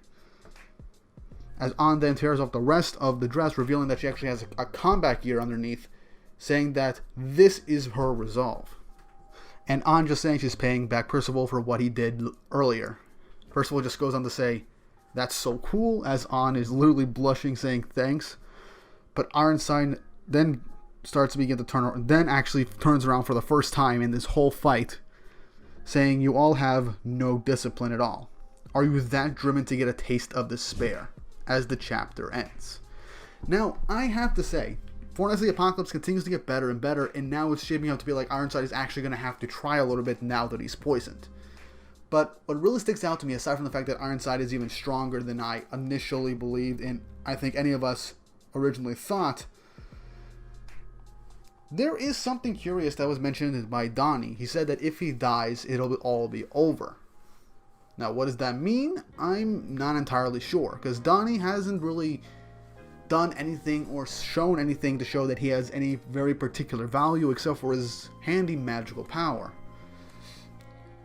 Could it be that he has some secret past or power that he's hiding from the rest of them? Does he know some secrets that he wants to tell Meliodas, since he was all gung-ho and going with them to Leonis? I'm not entirely sure. But it's very possible that Donnie is a very important character for the future of the series, and he might know something that could actually help the rest in the future. Or maybe I'm just looking too much into this, and he is just being a coward, being like, there's no way I can die here, I don't want to die. But yeah, it looks like An is going to get even more serious. Percival and Nazians are teaming up 3-on-1 against Ironside, as he seems very pissed and actually wants to take them all down now. But overall, what did you guys think of this chapter, and what do you think is going to happen next? Honestly, within this next few chapters, we'll probably turn back to see what's going on with Sin. Maybe he'll meet up with Donnie, and then Donnie will see what Sin's up to. Maybe we'll see a former character from the past show up to intervene and stop the coffin from activating. Or we'll get the rest of this fight. Ironside is nearly taken down, but then the coffin activates, or at least to an extent its power is filled out, and it can be used at any time. Or it ends with Ironside realizing that the townspeople are not enough to fuel the coffin of eternal darkness. There's a lot of things that we're not entirely sure of, but all I can say is this is something that I'm really excited for, and I look forward to seeing a full-on fight, because we all know that in a fair fight, Percival stood no chance against Ironside. But with An's fast strikes and small blade, combined with... Hold on, get rid of that. But with An's small blade and swift strikes, combined with Nazian's poison mixing, and Percival's just straight-up powerhouse demeanor, they might actually stand a chance to at least hold Ironside off. Oh, but yeah, that's honestly all I got to say about this chapter. Another good one. I'm really looking forward to Sistana. It's looking to be a really good arc. And I will continue to look forward to review this series in the future. If you haven't already, please like the video and hit the subscribe button so you can actually help support the channel even more, and hit the notification bell for updates on future videos. And like I said at the very beginning, I have a Patreon and a Ko-fi account, link in the description, to help donate and help support the channel even further, so I can continue to make more videos in the future. And with all that said and done, I appreciate your company, and I hope you all have an awesome day. What's up, guys? Chris here again with another Four Knights of the Apocalypse manga chapter review. And oh boy, this chapter has me shook. Now, I'm not gonna lie, this was another amazing chapter for Four Knights of the Apocalypse, and I can continue to say and are continued impressed with how this series has been going so far. And this chapter just keeps escalating the stakes of this current arc and how the rest of the story is going to play out. Because I'm not going to lie, what happens in this chapter is just insanity. Like, it shook me to my core at the end of this chapter. And I am not going to lie, I was enjoying it throughout. And Suzuki actually really threw a curveball in this chapter, so I just cannot explain how wow. As you can tell, I can't exactly bring up the right words, and I forget words now. But yeah. But anyway, before we get into the video, don't forget to like and subscribe to the channel for updates on future videos. Hit the notification bell so you can continue to get updated on every time I upload. It really does help, and it helps with the YouTube algorithm. As of right now, the Four Knights of the Apocalypse manga reviews are doing spectacularly well, especially for a small channel like myself, averaging at about 100-150 views during the week of their upload. So it's honestly, it really helps, and I am really happy that this is going on, because I'm really loving the story, and I am glad that you guys are enjoying me covering this story as well. Without further ado, let's start the video. In the previous chapter, the battle against Ironside actually began, with Percival seemingly, his attacks doing absolutely nothing against Ironside, and it began with a full-on team assault with everyone to fight Ironside, with Donnie cowering out after seeing Ironside's just pure malice and strength just from his mere presence alone, and he books it. We see On fighting and managing to actually parry every one of Ironside's attacks, despite getting hit little by little, and even managing to land a scratch on Ironside, who, for that whole time, hadn't really looked behind him to actually land a hit, as if it was nothing to him. But he did begin to feel numbness as Nazians actually enchanted On's blade with his poison mixing to help their chances at taking down Ironside. But the chapter does end with Ironside getting ready to take things seriously. And now we begin this chapter, chapter 19, titled An Act of Evil. This chapter begins with Ironside encountering and getting ready to attack the rest of the group, saying that if you want a taste of despair that badly, I'll bring it to you, you ungrateful brats. Since he actually turns around, he then unleashes, without even twisting his hands, a bunch of shining lights around the group of On, Nazians, and Percival. As then, after noticing what's going on, On's father goes in to try and protect On as she tells him to stay back. Ironside says, "Pyre before the silence, Belfast Margate," as this is most likely the name of his magical power. As then, a large number of magical cross slashes envelop the entire group, hitting Nazians across the chest, Percival, and On and her father, blood splattering, with smoke covering the area. And just with that, we end up cutting straight to Donnie as he's running through the town, running away from all of these monsters, with him saying to himself that he's gotta get out of town fast, and is trying to avoid the monsters' gaze. He's wondering what the hell is up with all these monsters, and that now they're just all over town. He begins running away as he sees all these grotesque chaos beasts just attacking citizens and forcing them into a corner. He then says, why isn't someone helping that girl, as he slams the wall in frustration, saying, "Uncle, what should I do?" Now that's another thing that could envelop who Donnie actually is, because he might have some sort of significance to the story, like I mentioned previously, as he said, if he dies, it's all over. So I'm curious, because in all honesty, Donnie seems like a very huge coward at the moment, since he did kind of abandon his friends in the previous chapter. We then cut back to the town square as the smoke begins to clear, and On realizes that she had not been hit by Ironside's attack and that her father had taken the full brunt of it. She's asking why he risked his life for her, and he just says that, of course I'm going to risk my life for you, you're my daughter. As she then wonders if he's actually really hurt, we see Percival's magical golems enveloping around his wound and trying to heal him. And this is also happening to Nazians as well, as Percival is subconsciously using his golems to heal his friends. As now, with everyone wondering what's going on with Percival, On looks over and they see that he is being grabbed and held up by Ironside, with him saying that his magic is only being used to protect his friends. If you're left to your own devices, you'll really become a threat in the future. But since this is actually his chance to get a clear answer out of him, Percival just says, Why? Why did you kill Grandpa? As he gives the same answer that he gave to Bulgus in Chapter 1. That if there was even a slight chance of him becoming one of the Four Knights of the Apocalypse, then the choice was clear. Percival's like, that's why you killed him? And then Ironside also clarifies in something else. He said that he took something dear from me and fled. That alone is a capital offense. Now, it could be that Percival was taken from him. Maybe he actually does care about Percival, but his duty comes first. Or it could have something to do with Percival's mother, or maybe some sort of magical object or something that Ironside holds dear. So, there are a couple of things to think about when it comes to this. But just then, An goes in to try and swing for another attack, as Ironside easily blocks it and knocks her back.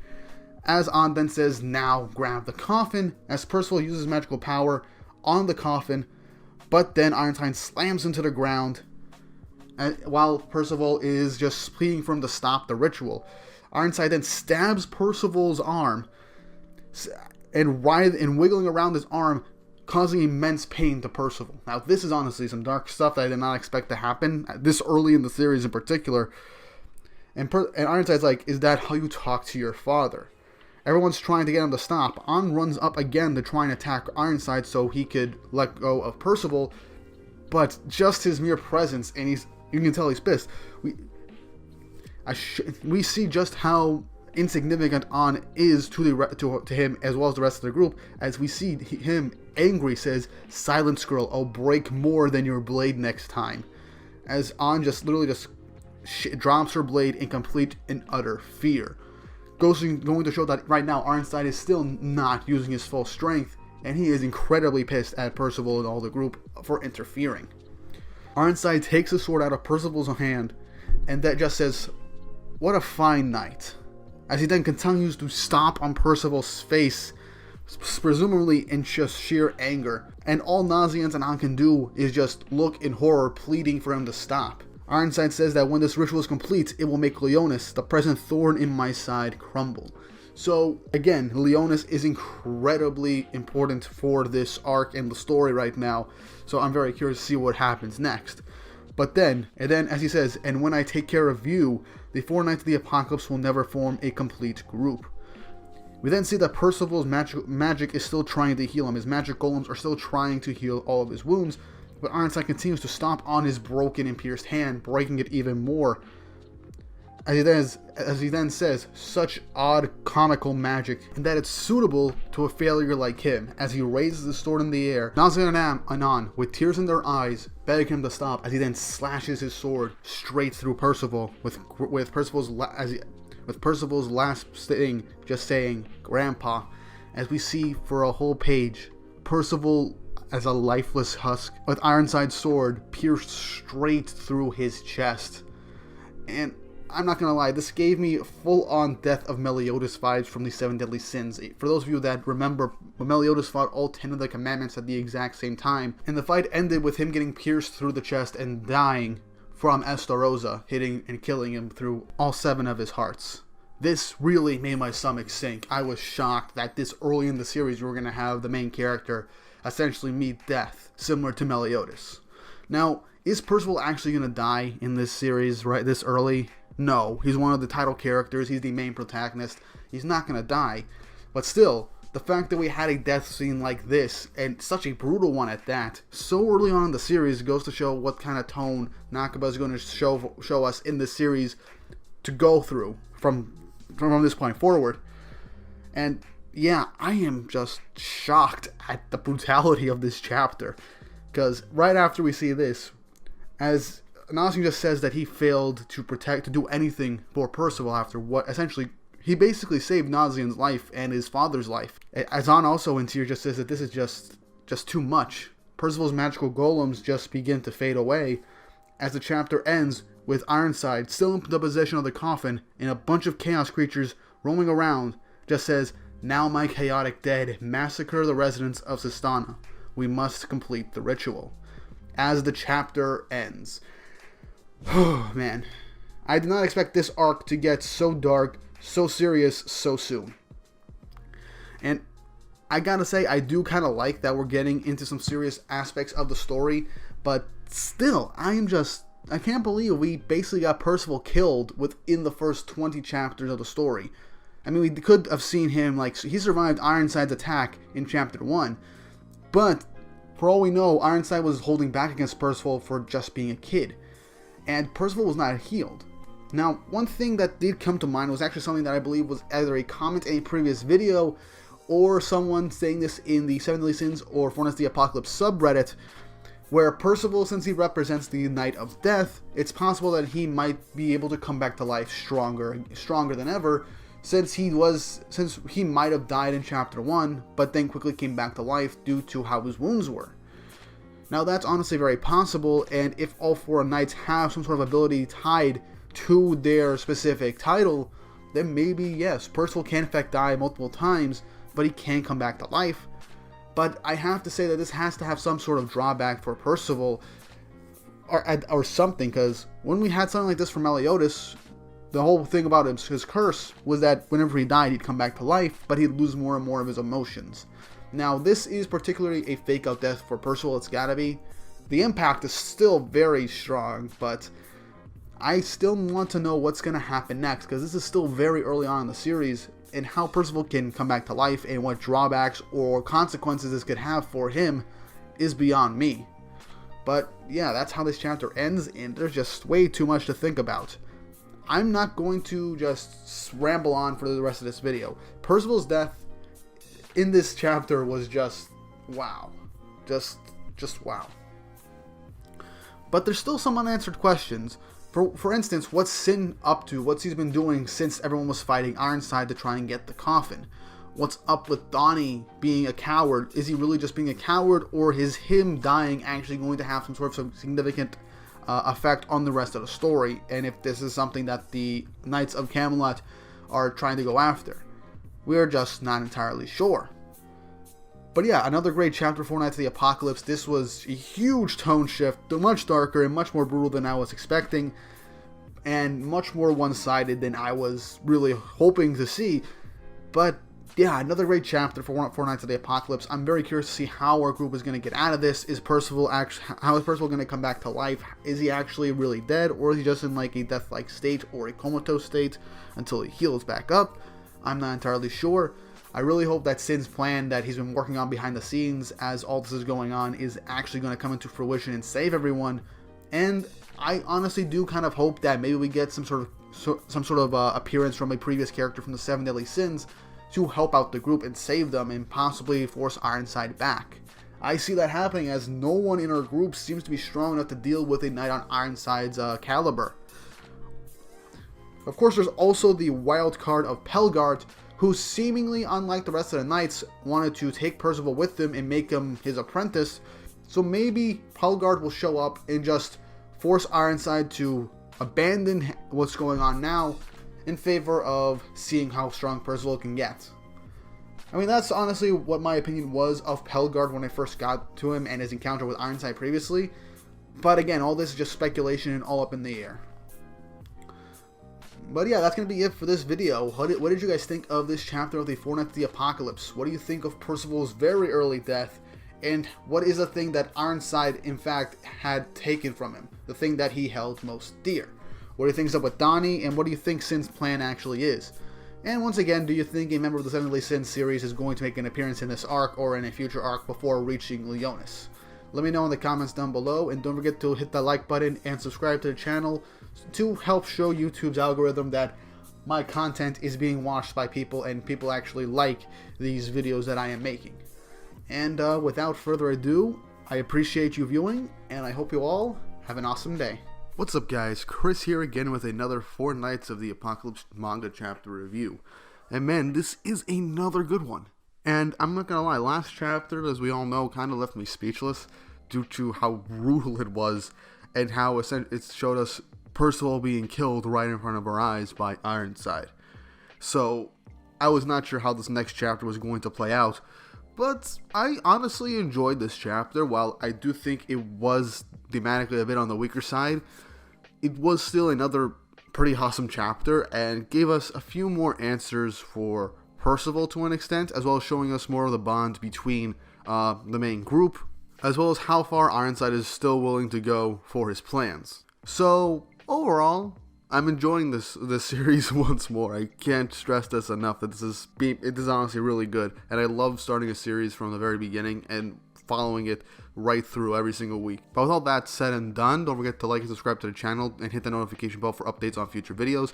I'm still going to continue doing these Four Nights of the Apocalypse manga chapter reviews weekly, and I really hope you guys enjoy them. Sometime in the future, I will do like actual review videos or analysis videos on the characters of this series once we get more information about them and their abilities. But for now, you'll just have to stick with me with the weekly manga reviews and maybe the occasional theory video if enough information comes out that will eventually help me make a good theory video that you guys will enjoy. Also, I got a Patreon and a Ko-fi account so you guys can help support the channel. I got a multitude of nice tiers on Patreon.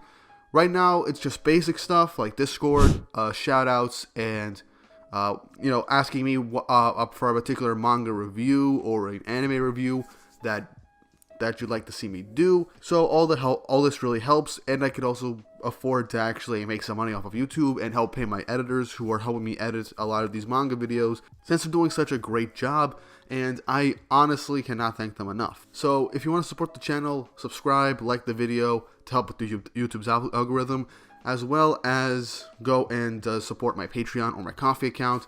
The donation from Ko-fi will be directly into actual videos, so please help. And yeah, with all that said and done, let's get straight onto the video. Chapter 20 of the Four Nights of the Apocalypse starts off with another nice color spread of the main cast. Percival up front, Donnie right beside him, and Nazians and An in the back, as in order of them being a part of the main group. So I like that. I like seeing all this. It looks really nice to see the colors of these characters. But good feelings from this color spread aside, let's get on with the actual chapter. The chapter starts off with Ironside pulling his sword out of Percival as he is still laying there lifeless on the ground, as he states that all his magic power has vanished, and it's the end of one of the Four Nights of the Apocalypse and that horrid prophecy. Nazians and An continue to cry in the background, as now Ironside tries to complete the coffin ritual once and for all. Nazians runs up, grabs Percival, and pulls him back to where him and An were, much to Ironside just telling them to just go home, as he doesn't feel it's worth fighting them at this point, and just doesn't care about them. So I like that he's not going to just straight up kill people, like, just because they're going against him. Especially since he took out Percival, who was the biggest threat, and Nazians and An aren't really that much of a threat to him himself. So unless they start attacking him again, he'll just let them go. And I like this shot of Nazians literally pleading for Percival to open his eyes, as he then desperately tries to heal him by trying to give him the potion that he worked on back on the gorge with Percival, thanks to him perfecting that particular poison antidote. But it wouldn't go in his mouth since Percival can't move, and then An grabs the bottle, drinks it, and then places her lips, kissing Percival to try and force feed him the potion, much to Nazian's shock. And Nazian is kind of shocked at this, but still, the potion won't go in his mouth. He won't swallow it, as Nazian then confirms that his breathing and his heartbeat had stopped, and at this point, he's too far gone. As he then says how awful it is that a father would do this to their own child, and in such a merciless way. And I have to agree, this last chapter was just brutal and almost hard to watch. But as this is going on, Ironside continues to chant his spell, and telling the chaotic dead to basically feed all of the citizens to the Hellfire to destroy Leonis with the seal. We then cut back to that slurping monster that Donnie saw last chapter as it's floating up in the air, as it is confirmed that Donnie did in fact use his magic to save those citizens that were trapped hiding underground, and telling them just to stay back and hold out for now. And obviously, due to his heroic behavior, they think he's a holy knight, which is hilarious, since apparently he was rejected to be a holy knight in the past. But yeah, now Donnie's going back to where he just fled, as he just starts yelling, "What am I even doing? I'm coming back. Okay, I'm coming back." And he's like, "This town is too full of monsters to escape anyway," and he would never let it down with them, the only way out is to bust up the coffin, as he reaffirms their true goal from the beginning. As he also concludes that Ironside is bad news and that he might kill Donnie if he goes right back. But he tries to psych himself up and to make up his mind, as there's no need to try and fight Ironside. All he needs is the coffin, and he reassures himself that it'll work out fine. As with a nice cheerful smile, he says, if he's around, it's bound to work out. So I like that despite running away, he's coming back because he has real faith in Percival. So I do like that. They haven't been together very long, but he can tell that Percival is someone that you can put your trust and faith in. So I like that. And then all of a sudden, as Donnie says this, back at the location with the main group, one of Percival's magic golems pops up. Much to everyone's shock, because there's literally no way for Percival to generate any magic since he's clearly dead. And Ironside looks over and he's wondering, what is this? He regained a tiny bit of magic? It's impossible. He knows for sure that he killed him. But if it's really like this, then he'll just have to try one more time, as he creates a cross motion with his hands to use his magic to try and wipe out Percival. But then, as On is getting blown away from the shockwave, as the dust clears, we see Nazians took the brunt of the blow, hitting his back. Then Ironside moves his hand again, saying that the paralyzing poison has drastically affected his magic's precision, and that he did manage to escape. As we do see that with all of the crosses, there is no cross in that area where Percival was about to be hit. But as Ironside essentially compliments Nazian's escape, he just says, "Get out of the way if you value your life," as he just says, "I refuse." And then Ironside is like, "Your choice," as he hits Nazian in the back with another attack. Nazian says he can't have him die, saying this straight to Percival's corpse. He never repaid him for anything you did to him. He never repaid the favor. And On picks up her rapier once more and charges at Ironside, saying that she hasn't apologized to him either, and that she can't believe that she thought he was as bad as his father. Stating once again, thanks to her magic, that she's never met someone as great as him, someone with no lies and no double dealings in it. And as she says this, another Percival golem pops up. And then she says, "When you took my hand and fled, I knew it'd be the start of something." Now, I honestly don't think that's going to be anything for a love story, but it is possible that Anna and Percival might actually end up together at the end. It's probably because that she knew she'd actually start some sort of adventure, or actually become a holy knight, in a sense. As more Percival golems pop up. Nazian says, "You trusted me right after we met, risked his body to save Ordo in the gorge, and most of all, saved his heart from complete and total solitude before it had broken him." Saying that he is his hero, as all of a sudden a crap ton of Percival golems pop up once more, and then we still see On fighting off Ironside rather well thanks to Nazian's poison. But we then see that Ironside is still managing to land hits on despite her deflecting and parrying them, as it's shown that he has cut her hair. And it's just saying, next is your limbs, and then your head. And On just says, still with confidence, and I'm honestly glad that she's managing to fight Ironside despite knowing that she's completely outmatched, that even if it kills her, she'll never bow to trash like him. And then Ironside realizes that magic is amplifying itself on and on, as we see a horde of Percival golems just popping up out of nowhere. As then Donnie just comes back on the rooftop of the wall, saying, "Sorry guys to keep you waiting." And then as he then says the Holy Knight's Creed, and that this is Sir Donnie, Holy Knight of Justice, which is honestly kind of hilarious. As all the Percival golems actually stare and look at him. On is literally annoyed at him coming back, just like, oh great. Nazian just said, "Why did you come back?" And honestly, and I like Donnie's response to this. He just says, "Why? Why else? Because we got Percival, that's why." And then and as he says, "Where is he?" All the Percival golems just completely multiply again and go straight towards Donnie, as everyone's wondering what's going on. And Ironside just says, and then he just uses his attack Ragnaclaw, which I love this, another awesome 2-page spread. There's a lot of 2-page spreads in this series, especially for the beginning. He basically just wiped out an entire area, making it one giant hole. Ann's father looks on in disbelief, but then we see that the trio are fine, as we see something shining up in the air. Ironside reaffirms that it's much too dangerous and that he has to finish him off for good. As in another 2-page spread, we see Percival in the air, alive, carrying everybody with his mini golems as he is floating in the air. As he just says, in the darkness he heard him calling for him, and that he finally made him come to. And that this is my magic, but not only my own. All of you believed in me, and those feelings within you gave me power. As Ironside just, in disbelief, starts to say that, and Percival just says, this is my power. The power of hope. Ending the chapter. So yeah, honestly, we more or less got the name of Percival's magic power.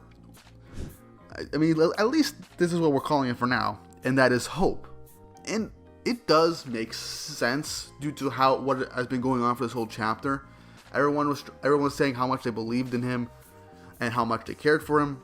Donnie had the most faith in Percival, as his appearance literally just completely created a giant horde of Percival mini golems. So there's a lot to speculate on what Percival's magic power truly is, because like I said, he is supposed to be the Knight of Death in the Four Knights of the Apocalypse prophecy from that foreshadowing silhouettes that we got back in chapter 5. So we assumed that death wouldn't be enough to kill him, or at least enough to kill him at least at this point for now. But now it looks like that hope is what gives him strength. Now I don't know the limits of this, and I think I think a lot of people after reading this chapter are probably like, okay, this is basically the power of friendship. And you'd more or less be right. But I honestly don't mind it. And it makes sense if it is if it is actually Percival's power to be stronger because people have hope in him. So that could really help in the power scaling of things. Now, do I think that Percival is at this point stronger than Ironside? I do not. It's still early in the series, and a lot of people have been speculating that maybe Ironside is possibly commandment level.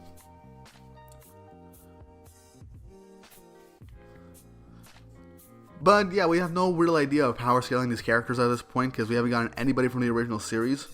So we're going to have to leave that off for now.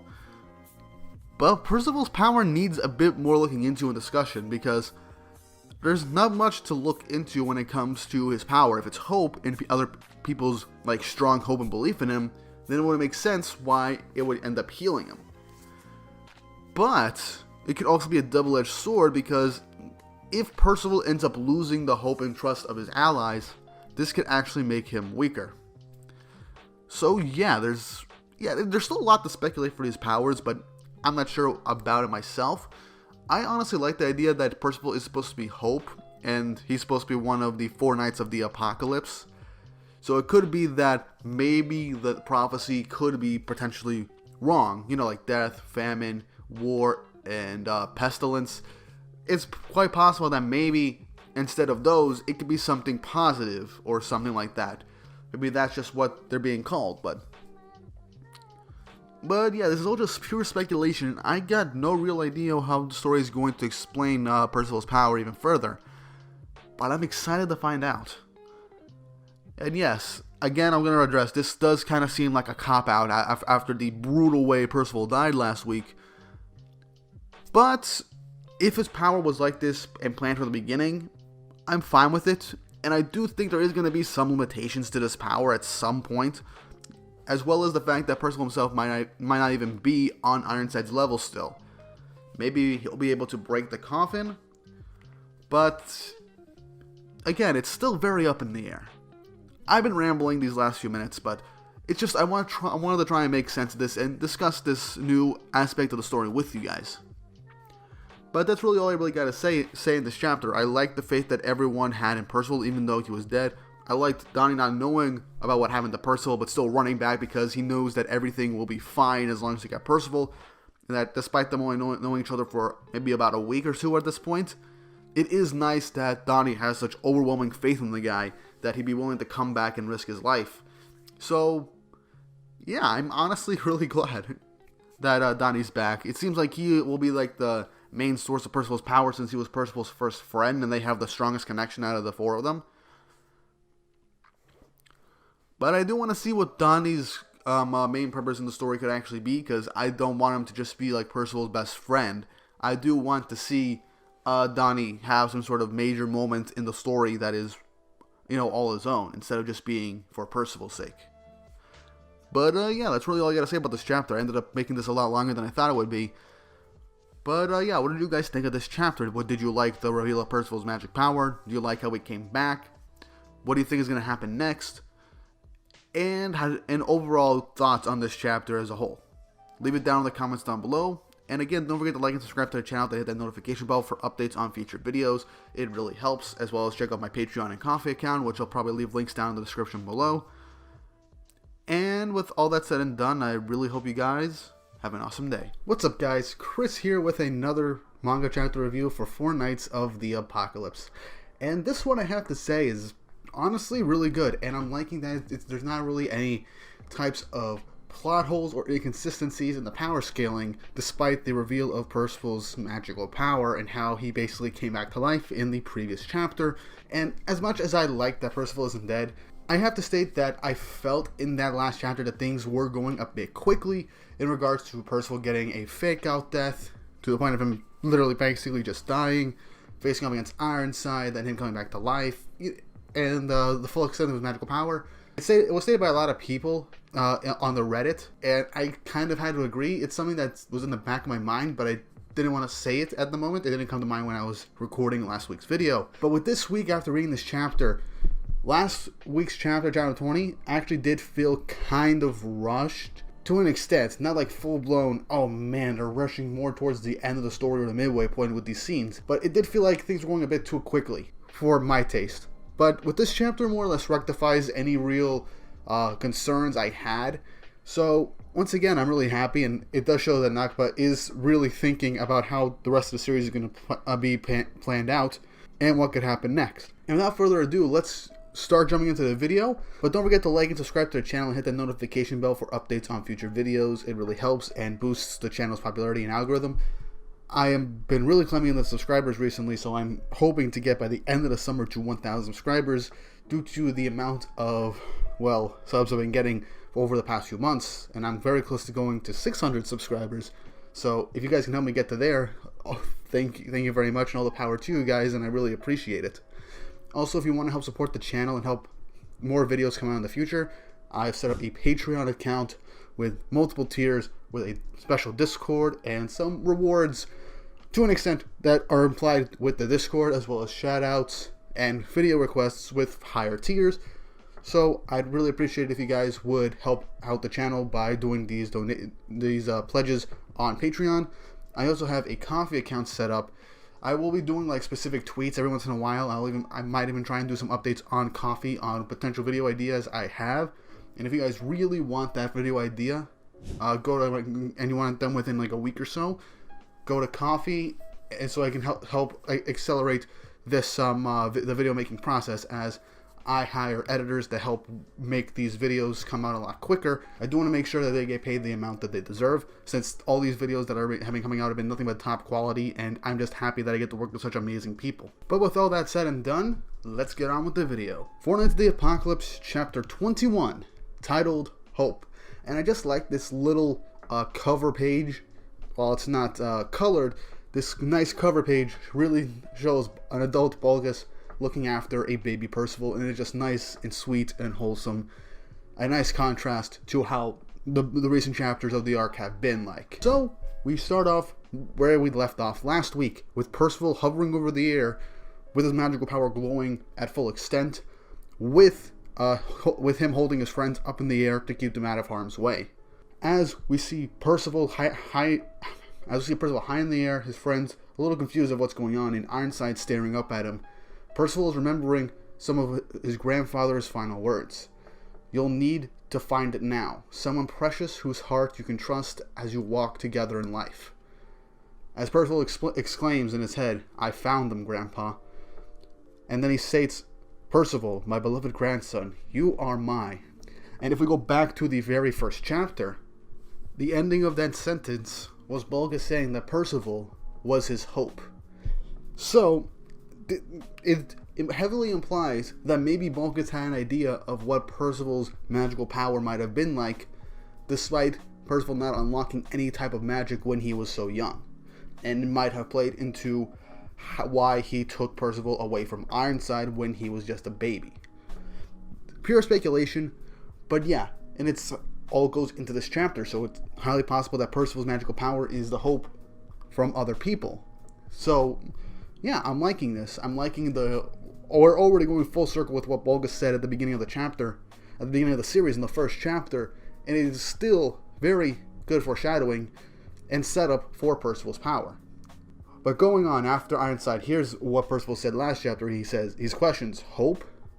Converting people's feelings into your power? Preposterous. As he screams out to someone called Derek, which I assume is one of his Chaos Beasts, saying, what's the delay? Where are the sacrifices? And he's already set the stage for the rest of rituals. It's like somehow. But then we cut to a nice 2-page spread of a bunch of different action scenes. We see his chaotic familiar saying that they've got trouble. As Chaos Beasts are attacking the civilians, a white ray of light is going on and eradicating each and every one of them. As the familiar says that the dead are being destroyed one after another by a mysterious attacker. Ironside wants to know who it is, but the familiar says that they don't know. They're a complete unknown. As Ironside just continues to ask what is going on, as it appears that it's possible that his familiar was also taken out by this mysterious attacker. As up in the air, the group does see that the monsters are being taken down, as On points out. Nausea questions if it's a Course of Holy Knights that showed up, but Don says that that is probably Sin's backup, and that he can't believe it. I'll come back to this page by the end of the video for a quick little speculation on who this mysterious attacker could be and who Sin might actually be, once again at the end of this chapter. Percival points towards Ironside and proclaims that he's lost. Ironside says begrudgingly, yes, it seems so, saying that Percival has grown so much in such a short time, and that he's sure that his grandfather Vargas, which I believe is the official translation, wanted to see this. That if he wanted to see this. As Percival just yells out in anger, you're the one who killed him. Ironside says, yes, I was ordered to do it, but it was by my own hand. I tried to kill my son twice, no less. Ironside throws his blade to the floor and says, we will never meet again. I'll be called to task for my failure and executed. So this goes to show possibly how badly he will be punished for everything that has happened. He failed to kill Percival and he failed to use the coffin. But Ironside says that he deserves it. Ordered to or not, he strayed from the path. Percival is looking kind of sad for him, as Ironside asks for Percival to see his face one last time so that he can recall it in his final moments. Percival is considering it. Even Nazians and Donnie are thinking or are trying to call out to him, but On calls Ironside out on his bullshit, saying that he's trying to trick him and deceive him, and that he's nothing but a dark mound of lies, as we see thanks to On's ability that Ironside is just lying out of his ass so much with no remorse. He has no apology, no regret or repentance, and no love in his voice or what he's trying to do. His ritual's foiled, and he just wants to kill Percival now, no strings attached. With some nice rumbling noise, sound effects that I like that Nakaba put in. Ironside in pure anger we see in this one panel. On's insight only fueled Ironside's rage, and at that moment every fiber of his being was focused on his target, as he then waves his hands to create a bunch of slashes in the air to try and kill them all in one fell swoop, and another 2-page spread, which the top panel showing Percival managing to outrun the magical crossbeams trying to cut up him and his friends. as Ironside continues, seemingly futilely, to try and cut up Percival and everyone, as Percival continues to pull everyone alongside away from the attacks. And while the narration does feel a bit out of place, I have to say I'm liking it. As it states, taking in the feelings of his companions, Percival's power and speed ballooned. Meanwhile, Nausian's purified henbane took a clear toll on Ironside's movement. So it also shows that despite Percival getting this seeming power up, Nausian's poison is still doing something to Ironside and is nerfing him tremendously. So I am liking that. Percival is not super overpowered right now after awakening his hope-based powers, and Ironside is still clearly closing in on him.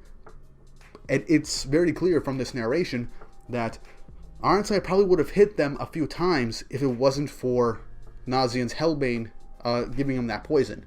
Percival basically just starts plopping down a bunch of mini golems, creating a smoke screen in front of Ironside, as Ironside just says he knows exactly where they are, as Percival tries to show up behind him.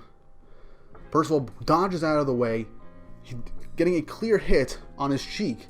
As the narration continues to say, even so, Percival had no chance at a successful frontal attack. As Sin advised, there was still no clear difference in strength. So there was a clear difference in strength, and I'm liking that it's elaborating this. I think Nakaba probably caught a bit of a mistake with introducing Percival's magical power and its nature. So I think he's rectifying it with these little narration bubbles, explaining what's going on and the difference in the abilities of Percival and Ironside, just so no one gets, a little pissed off and confused at what's going on. And honestly, while narration again is a bit out of place, I'm okay with it. This clears up a lot of things, so this I don't really mind too much. As the narration continues to say that Ironside's well-honed technique, experience, and all-consuming focus brought attacks closer and closer to Percival, as we continue to see that every single attack continues to get closer to him with each single strike. Percival exclaims that the next shot ends it, as now he's running straight towards Ironside, and then that the next action will decide the battle. Ironside says, "You cannot hit me, Percival. You cannot fell me." And Percival says, "No, but I'm going to win." Ironside doesn't know what's going on, but he's like, "You still seek the coffin," as he turns around and he realizes that the coffin is high up in the air. Donnie's presence didn't even register to Ironside, so Ironside didn't even realize that Donnie's magical power was able to bring the coffin up high into the air to get it out of his way, which means Ironside can't, in a quick amount of time between that and what Percival is about to lead up to, grab the coffin. With that, Percival creates a magical blade from his magical aura, and he then slashes at the coffin as fast as he possibly can. With a huge gust of wind in the aftermath, the coffin begins to crack, and then all 5 pieces disperse, falling to the ground. As Donnie says, "Now we gotta get a piece." As everything keeps falling, we also see that Percival also managed to slice up Ironside's helm. As we see his face.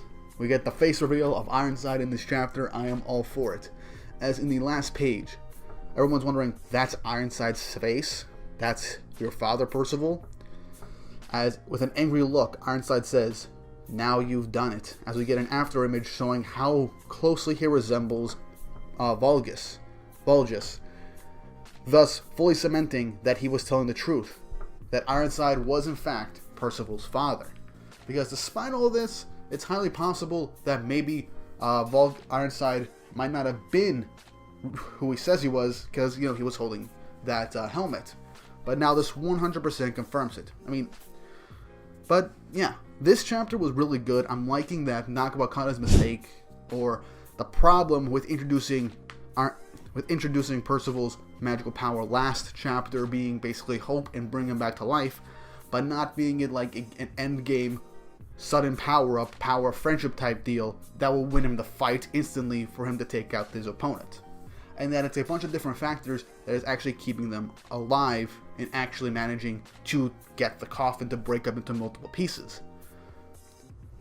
Nausium's earlier attack, thanks to An managing to wound him and give him some sort of poison to hinder his movements, made it so that Ironside couldn't land any direct blows on Percival after his brief power-up. But it's still very clear, even with Percival gaining some speed and momentum, he was still unable to land a single blow on Ironside even now. Aside from the helm, everything else basically was countered and dodged directly. And I like how this whole fight was a literal team effort, down to Nazgûl's poison on earlier swords play, Percival being brought back to life with everyone's hope and belief in him, on realizing that Ironside was lying straight up to Percival, because Percival, as kind-hearted as he is, he probably would have believed Ironside and then probably would have gotten like killed and stabbed again as he went up to Ironside to try and see redeeming qualities in him. And even down to Donnie coming back, because at this point, if Donnie did not come back, chances are Percival's revival would have taken a lot longer, or everyone would have been straight up killed by Ironside right before Percival would have possibly revived. And if Donnie didn't show up and use his gravity magic to elevate the coffin straight into the air, Percival will not have the chance to slice it up and break it up back into its multiple pieces, stopping the ritual. So this fight, while I do see last chapter with Percival coming back with a fake of death, and seemingly his main power being the power of friendship to an extent, I'm still liking that this fight still took a team effort, and if one single person was not around, chances are they would have completely lost. Now before I end off this little review, I want to add some little speculation to who Sin could very well be. Now a lot of people are thinking that Sin has very close connections to either Bon or Meliodas, as Sin is a fox and Bon is the fox, and that is a very obvious thing. And Meliodas is the king of Leonis, and since Sin is bringing them straight to Leonis, it's very possible that Sin has a very strong connection to the Holy Knights of Leonis. Which brings to account who the attacker might actually be that's saving the town. Sin went off to try and do something to stop all these chaos beasts from killing all the civilians. So it's very possible that Sin's fox form is not his actual appearance, or maybe he went off to summon someone else. Maybe the attacker was Bon, because the way the magic was moving around, it was very similar to how Bon's, chain staff nunchucks would be like when he imbued them with magical power and tried to like snatch things and slice stuff apart. While I don't think it's Bon, it would be amazing if the first Sin we meet is Bon, and Sin is actually his like familiar or pet or something. But it's also possible it could be Holy Knights from Britannia. We're not entirely sure, but with how the magical attack was portrayed and how accurate everything seems to be, it's highly possible it might be Bon or maybe even a grown-up Lancelot. And with the end of this serious arc, another member of the Four Knights of the Apocalypse being introduced before we getting to Leonis and meeting Tristan would honestly not be too bad. But that's honestly all I can really talk about on what this mystery attacker could be and how this arc can introduce another member of the Four Knights or one of the Sins. Overall, another good chapter of Four Knights of the Apocalypse, and while the narration was a little iffy with its random placement to explain everything that was going on, I felt it was kind of necessary for Knockabout to put in this narration, as people would be very confused and critical and questionable of the progression of Percival as a character and his strength. So I'm glad that we got more information that Percival is still not on Ironside's level yet. But yeah, with all that said and done, I hope you guys enjoyed the video. What did you guys think of this chapter? Let us down in the comments down below. What do you think is going to happen next? What do you think of Percival's full explanation that Percival's new powers still don't put him on par with Ironside at the point? And what do you think Sin's backup was, or if this is actually Sin's plan? Let me know down in the comments below. And don't forget to like the video, hit the subscribe button, and hit the notification bell for updates on future videos. It really helps. And I do want this channel to get up there. That way I can continue to make great content for you guys and maybe expand to different videos in the future. And with all that said and done, I hope you all have an awesome day. What is up, guys? Chris from the Greek Weeb here again with another Four Knights of the Apocalypse video. And from the very energetic intro, you can tell that this was a very, very hype chapter. So much happened. This is probably one of my favorite chapters of the Four Knights of the Apocalypse that has come out. And as you know, this recent arc has had a lot of great chapters. And the series as a whole has been doing very well for me. And it's one of my favorite weekly manga that I have been currently reading. And I'm just so very happy that I can experience this weekly. We got a whole bunch of stuff for this week. We got another drop of the 7 Deadly Sins and a tease to what could possibly happen. the likelihood that one of the sins was there in Sistana taking out all the chaotic dead is another possibility that I mentioned last week, and it seems like it might actually come true. It might be true. And at the end of this chapter, we not only got Percival reflecting on things that has happened and Ironside, but also with the final 3 pages, we got the reintroductions of 2 major characters from the 7 Deadly Sins series. And I'll get into that at the very end of the video when I get to it. But my god, was this one of my favorite chapters of the Four Knights of the Apocalypse yet, and it makes me really hyped for what could potentially happen next. But yeah, if you haven't already, please like and subscribe to the channel and hit that notification bell for updates on future videos. It really helps. This channel is really gaining some traction now, and I am very thankful for everyone that is tuning into my videos and subscribing to look at more of my content. And if you haven't already, please follow me on Instagram and Twitter for updates on future content and on my future videos at The Greek Weeb. I am starting to become more active on my social medias, particularly Twitter, as I will now start live tweeting my initial thoughts of the chapters as they come out before giving you my full dive and thoughts of the chapter in these videos. And also don't forget to check me out on Patreon and Ko-fi, particularly Patreon, since I do have some really nice benefits with Discord, video requests, special polls, and the like. This way you can help me make a living off of these videos in the future, and also help with the editors that help me make these videos possible. I really do appreciate their help, and I am so happy that I am working with these people, and I'm pretty sure I would not be at this point without their help. So I would really appreciate the help and the support. But with all that said and done, let's get straight into the video. So last week we basically had Percival confronting Ironside and the conclusion of the battle against Ironside, with the team managing to break up the coffin of eternal darkness, and Ironside getting a full face reveal.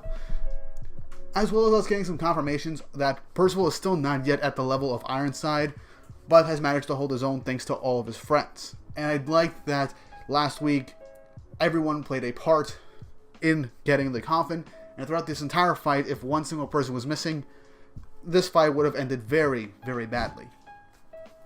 We now start off chapter 22 of the Four Knights of the Apocalypse, called The Young Heroes, and we get another really nice color page, and I do see this potentially being a cover page for the next volume of the series, potentially. It's very likely, and I'm not opposed to it. It looks really nice. But anyway, this chapter starts off with Percival hovering over the air above Ironside with his friends in tow and holding them in the air. Ironside looks up with his bare face. It sounds weird when I say bare face.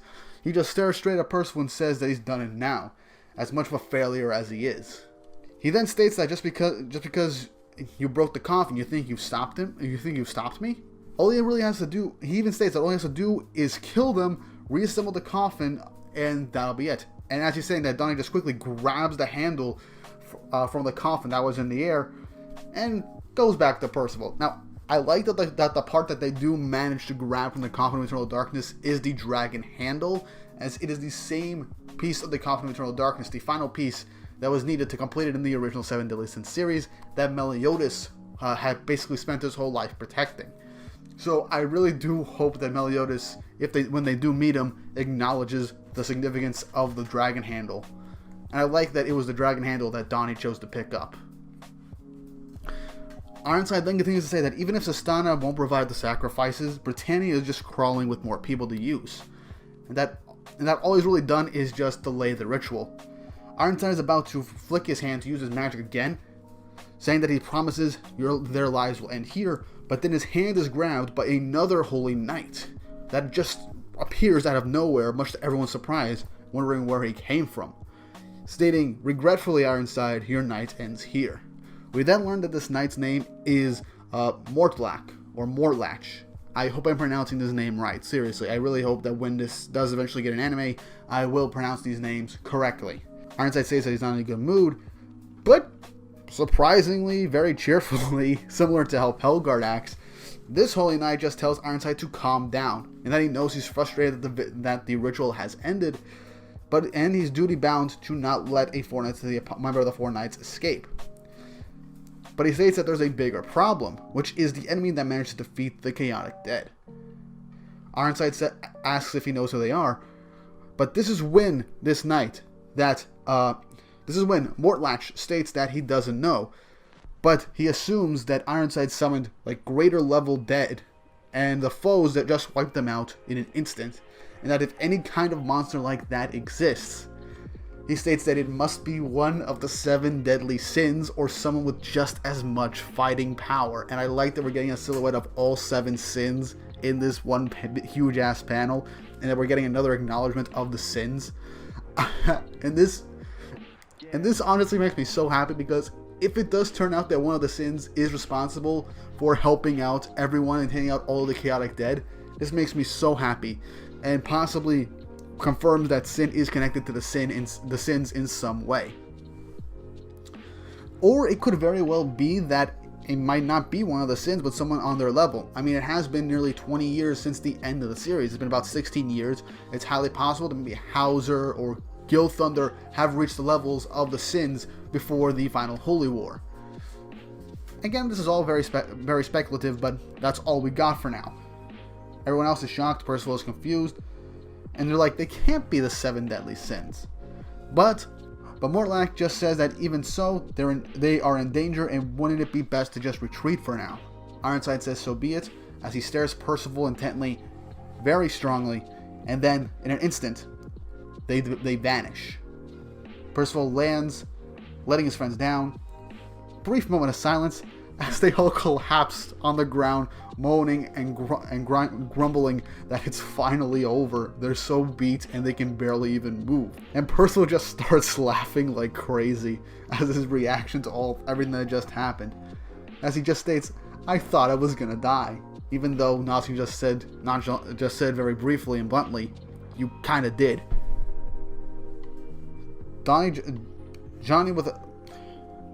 has a little bit of a sigh of relief and just states that they took on someone way better than them and managed to hold their own. As An just yells right at him that they didn't. They really didn't.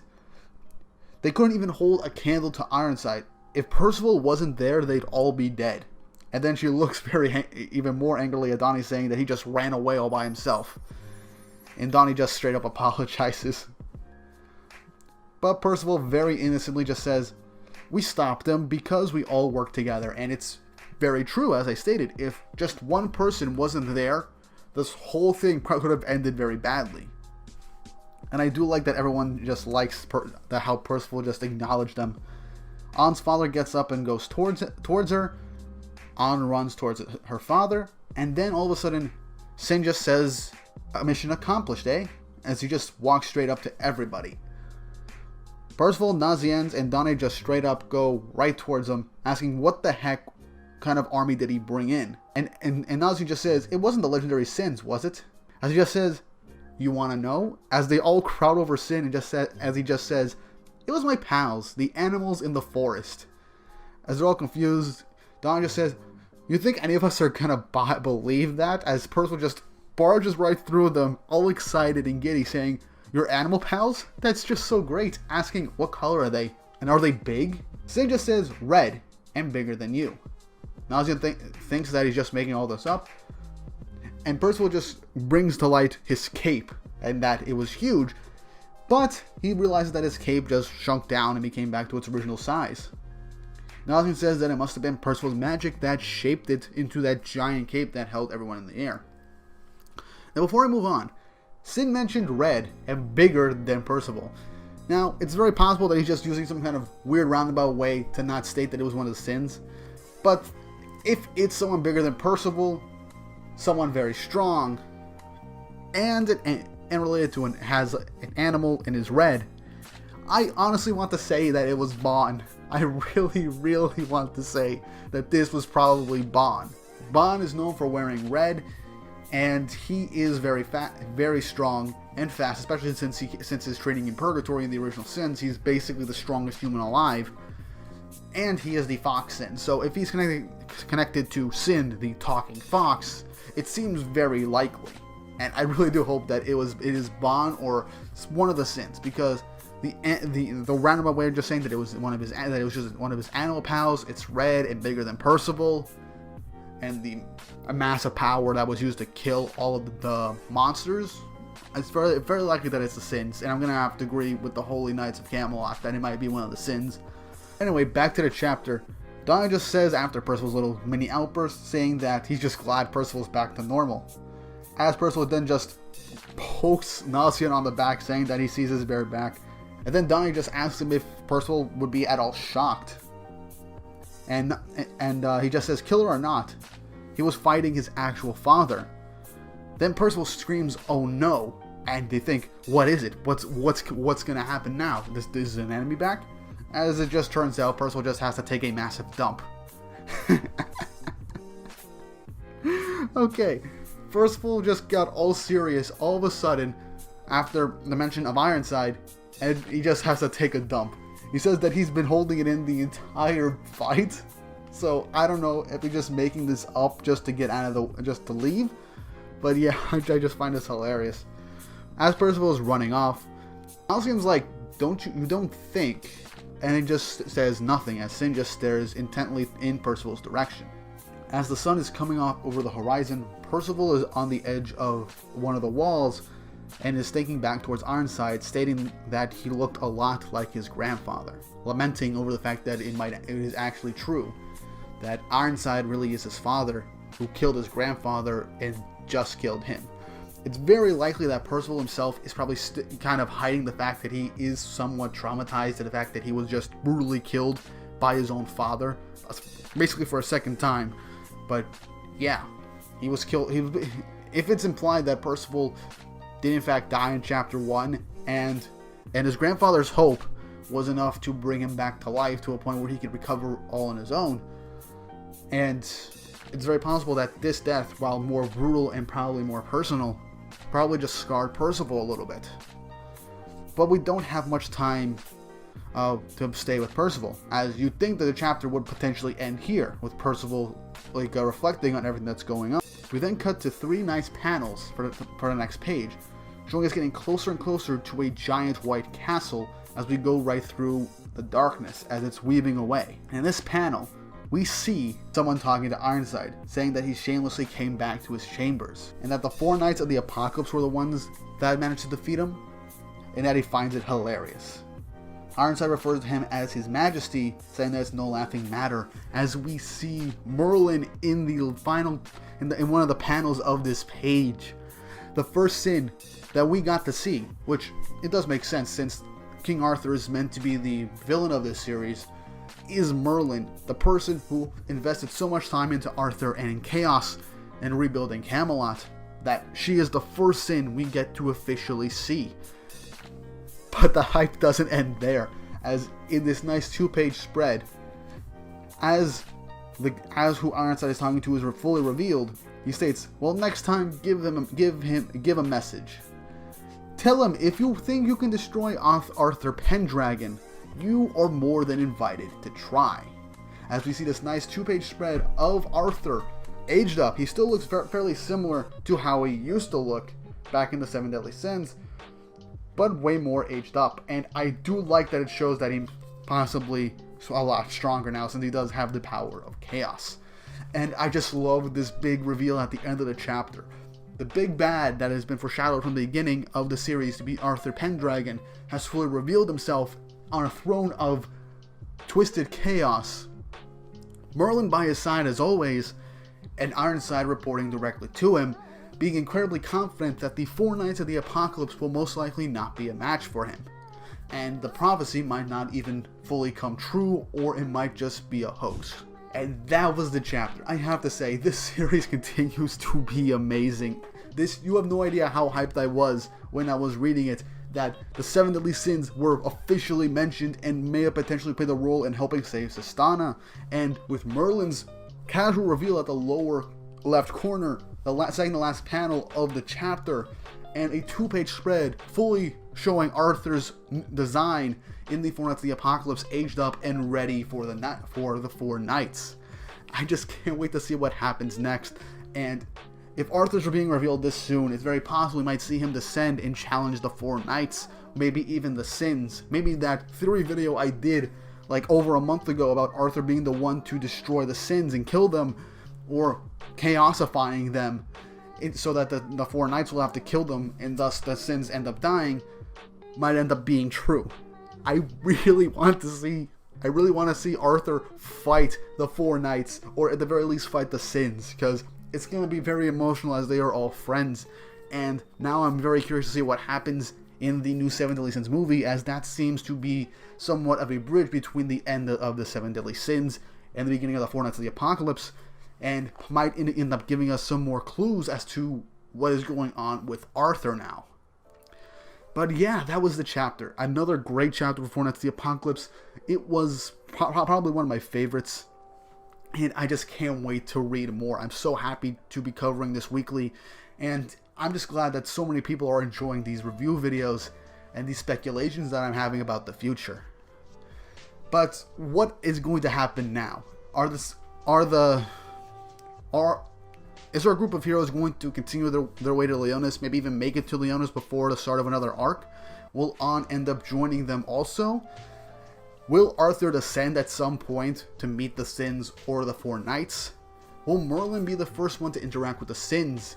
I want to know what Merlin is up to. She did not say a single word in this chapter, and I want to see how she's changed over these last 16 years. But what do you guys think? What do you think of this chapter in Arthur and Merlin's full reveals, as well as the fact that we might even get the Sins earlier than expected? Leave your thoughts and speculations down below in the comments, and don't forget to like and subscribe once again to the channel and hit that notification bell for updates on future videos. I'm really liking this series, and I'm really glad that so many people are interacting with these videos and even watching them. It makes me really happy. And yeah, with all that said and done, the end of another review and an awesome chapter. I hope you all enjoyed, and I hope you all have an awesome day. What is up, guys? Chris here again with another chapter review of the Four Knights of the Apocalypse. And after a week-long break and digesting the full reveal of Arthur Pendragon at the end of the previous chapter, which, by the way, the last video, it's been 2 weeks, and at this point of me recording, it is roughly 800 views. That is the most viewed video out of all of my Four Knights reviews, as well as my manga reviews in general. The only one that is beat up right now is with 1,000 views is my first review of Blue Exorcist. So that's actually a really fun thing to do, and I honestly hope that future review videos will get those types of views from this point onwards, as I do see these videos continuously getting more views week after week. So this Four Knights content is basically carrying this channel at this point, and I am just so happy, and I'm glad that you guys are enjoying my content. So I will promise to make more Four Knights content outside of the chapter reviews sometime in the future. Maybe I'll do a video explaining what we know of Percival's powers, and maybe what possibly happened to King Arthur. But at the moment, I'm not entirely sure. That's just, me speculating at some point. But before I get into the actual video, don't forget to like and subscribe to the channel. Hit the notification bell for updates on future videos. It really helps. I'm currently at like 650 subscribers, and with the pace that my channel has been gaining steam, hopefully by the fall, if I stay the same pace, I will reach 1,000 subscribers. I expect by the end of the month, I'm hoping, I will reach 700. Because as of this point, my subscriber count has been increasing 100 every single month. So if things go well, then I could actually reach 1,000 views, 1,000 subscribers. So I'm just ecstatic. The channel is growing very quickly, a lot quicker than I thought it would. And I honestly wish I started covering stuff like Seven Deadly Sins earlier. But yeah, all that out of the way, please subscribe to the channel to help me get to that 1,000 subscriber mark. Like the video to show YouTube that these videos are actually being viewed and liked by other people. And also don't forget to check out my Patreon and help out with the channel, as I do have some rewards on there. The patron-only Discord, as well as access to polls and special requests for particular reviews and video topics. And also don't forget to tip me over on coffee to help add a little extra something to make sure that I can keep these videos going. But without further ado, let's get on with the video. As we all know, last week Arthur's full-on reveal was something that was just incredibly hype and was pretty much the main focus of the chapter, despite it only being a few pages at the end. We get the aftermath of Sistana, Percival kind of contemplating over what's going on, and the possibility that maybe one of the Seven Deadly Sins is connected to Sin the Fox. thus giving us a bit more speculation on who Sin might actually be. But this chapter starts off directly after chapter 22, and this chapter is very aptly called Arthur Pendragon. We start off with Ironside kneeling before Arthur, and basically Arthur just somewhat talking down to Ironside, saying how disappointed he is and how difficult it is for him to understand how he managed to get bested by one of the Four Knights of the Apocalypse, and that he failed to destroy Leonis, the largest force that they have to deal with. And hell, it even makes it worse that it's embarrassing that he lost to a child, even if he was a member of the Four Knights of the Apocalypse. In fact, one of the Four Knights that is a child, in fact. Ironside says he'll accept any punishment, but then we get a nice menacing panel of Arthur looking at Ironside, saying that he likes that aspect of him, as something grabs Ironside's arm and pierces through his chest. And we see this demented, demonic, chaotic panel of just these chaos beasts grabbing at Ironside, piercing his chest, biting him, and then him bleeding and shit. I feel like this is something that would be straight out of Berserk.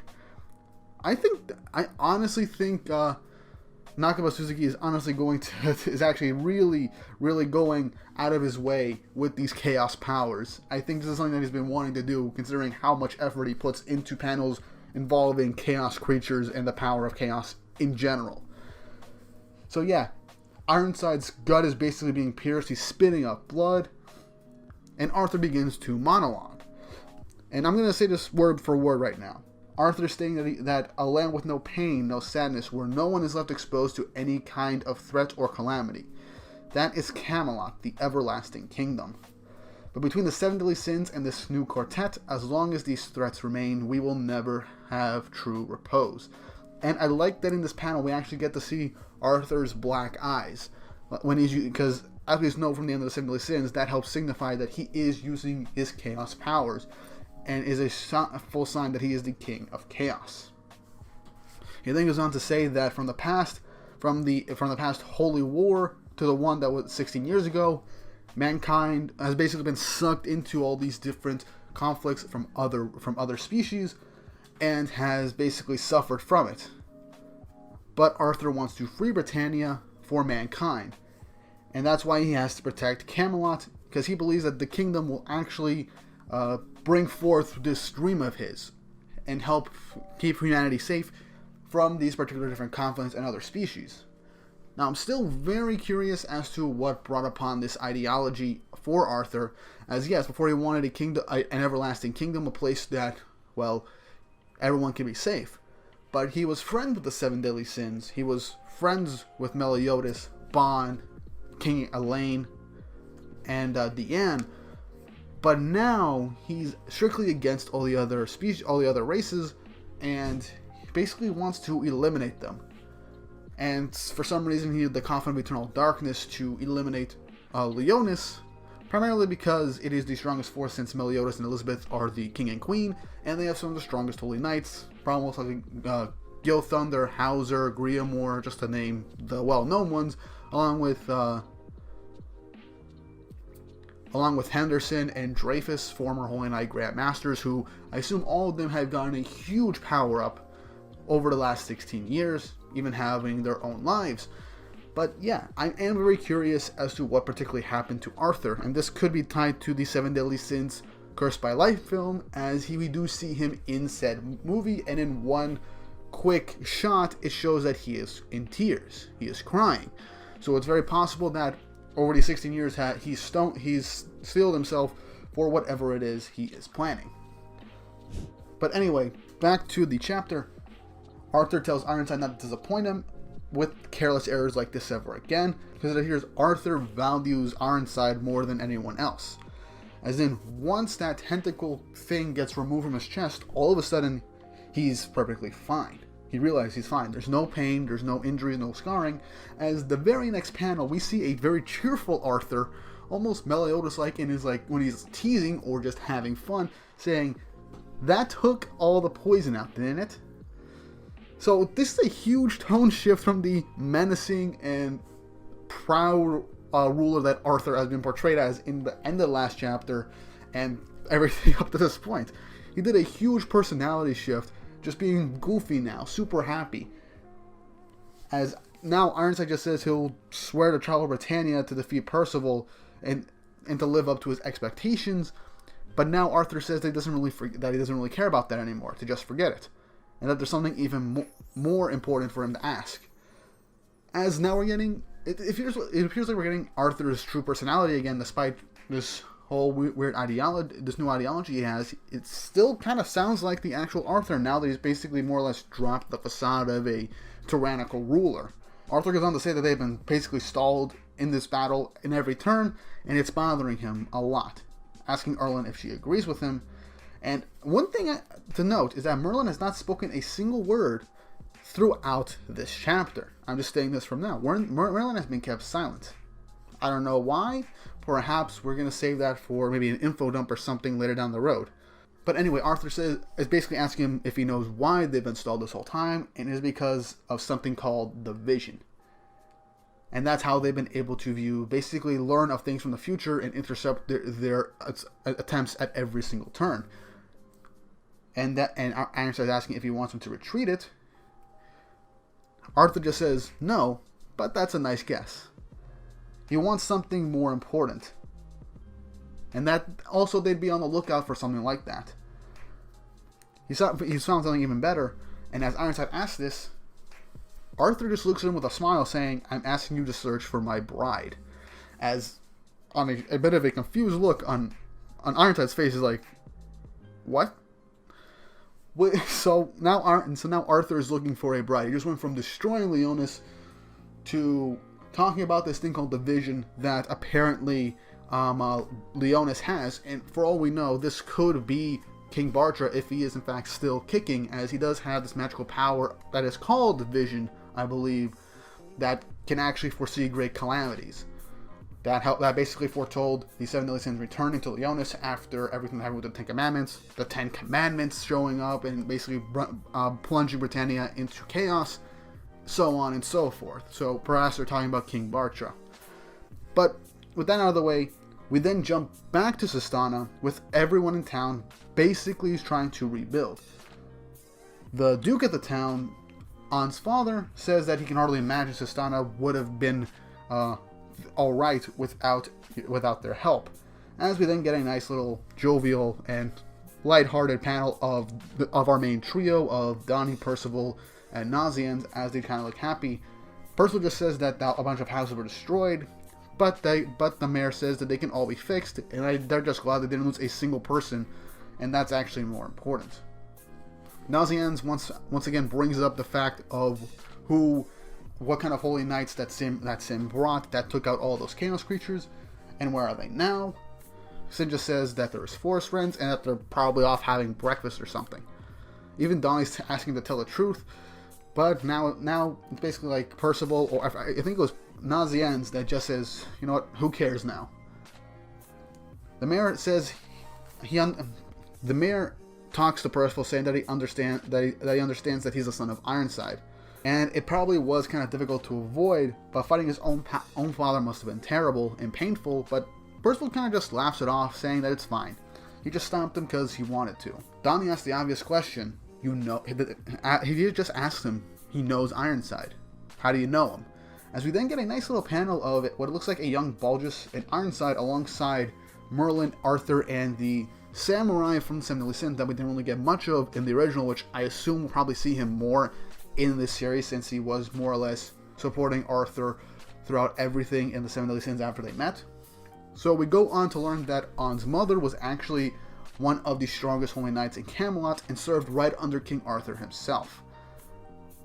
He said, and that she said he was a noble and upright man, constantly striving to do good. The Duke says that's sure not the impression that he gave him. Now I'm going to talk about this at the end of the video really quick, about Ironside's story about the two Balgus and Ironside somewhat betraying King Arthur in a way, yet still working for King Arthur 16 years ago. So this is something very confusing. But with all of that, he begins to ask Percival to ask him to do one favor for him.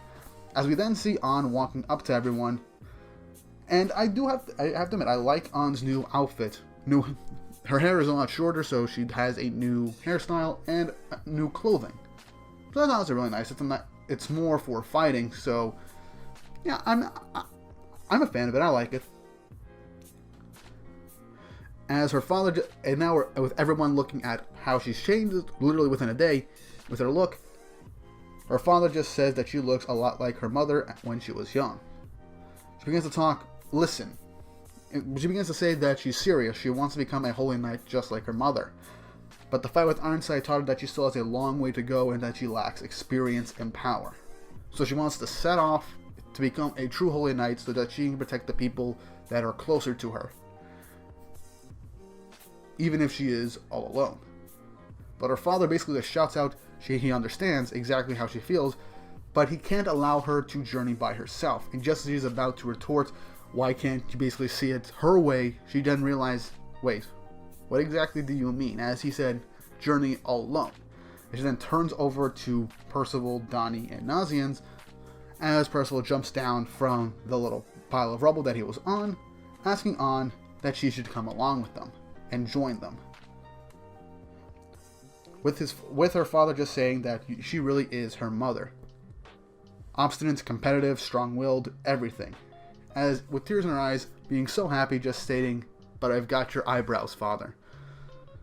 They smile at each other with tears, and as her father says, "I'll always be cheering you on." Sin looking from the top of them, and Percival and the others smiling, with the end of the chapter. Now, I know I kind of rambled on with everything with Arthur at the beginning, because that was the main point of this. But, yeah, this was honestly a really good chapter. I like that we got more of Arthur, and now we know he's not just some super bad villain. He still feels like the actual Arthur. He can still joke around, kind of blow things off. He's not super serious. He is not just a straight-up bad guy.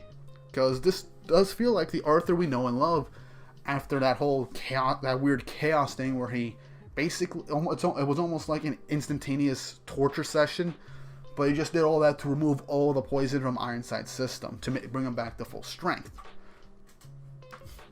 So yeah, obviously Arthur has fully mastered his chaos powers. He literally did not really make any type of motion to activate them. He was just doing them while sitting in his throne.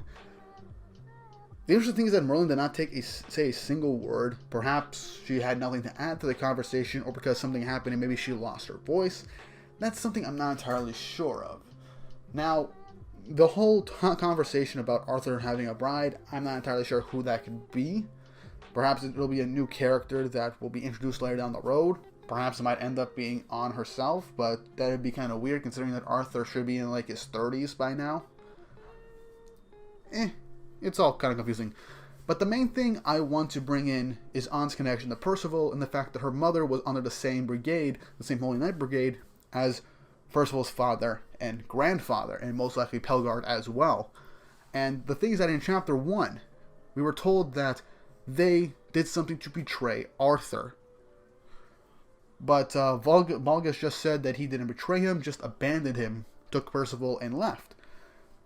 What exactly they did, I'm not entirely sure, but this could also be the reason why An's mother is dead, or perhaps maybe permanently transformed into a chaos creature. But the question still remains, why is Ironside still working for Arthur? I mean, Arthur does seem to be a pretty forgiving guy. I mean, literally Ironside was given the important task of wiping out Leonis, and he just straight up healed him. I mean, a small torture session to get out a bunch of poison, but still, he basically just waved it off as no big deal. I'm curious to see what exactly happened in the past. We are due for a flashback at some point later on in the series, because this is a pretty big mystery. But yeah, I enjoyed this chapter a lot. There's not too much to go off of, except for the fact that Arthur still kind of feels like the same Arthur, just he changes ideologies and he's a bit more extreme from what we can tell. And An is kind of the Percival through their parents. So yeah, I'm honestly kind of liking where this series is going at this point.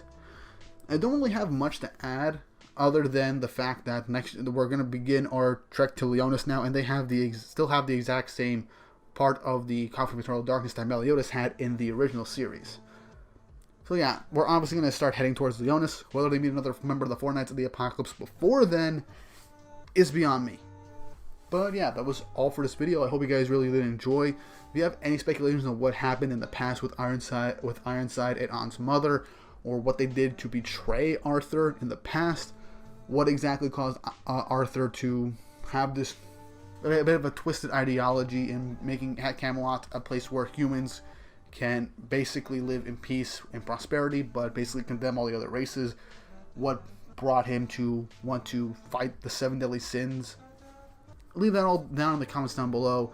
And don't forget to hit the notification bell for updates on future videos and subscribe to the channel. It really does help, inching ever closer to 1,000 subscribers. And I will attempt to make more Fortnite's content that is not chapter review related in the future. But until that's over, go give that theory on the death of the 7 deadly sins a watch, because I did put a lot of thought into that one, considering that there was only like 15 chapters out at the time. So yeah, while it might be a bit dated, I still think it holds up pretty well. But yeah, with all that said and done, I hope you guys had an awesome day.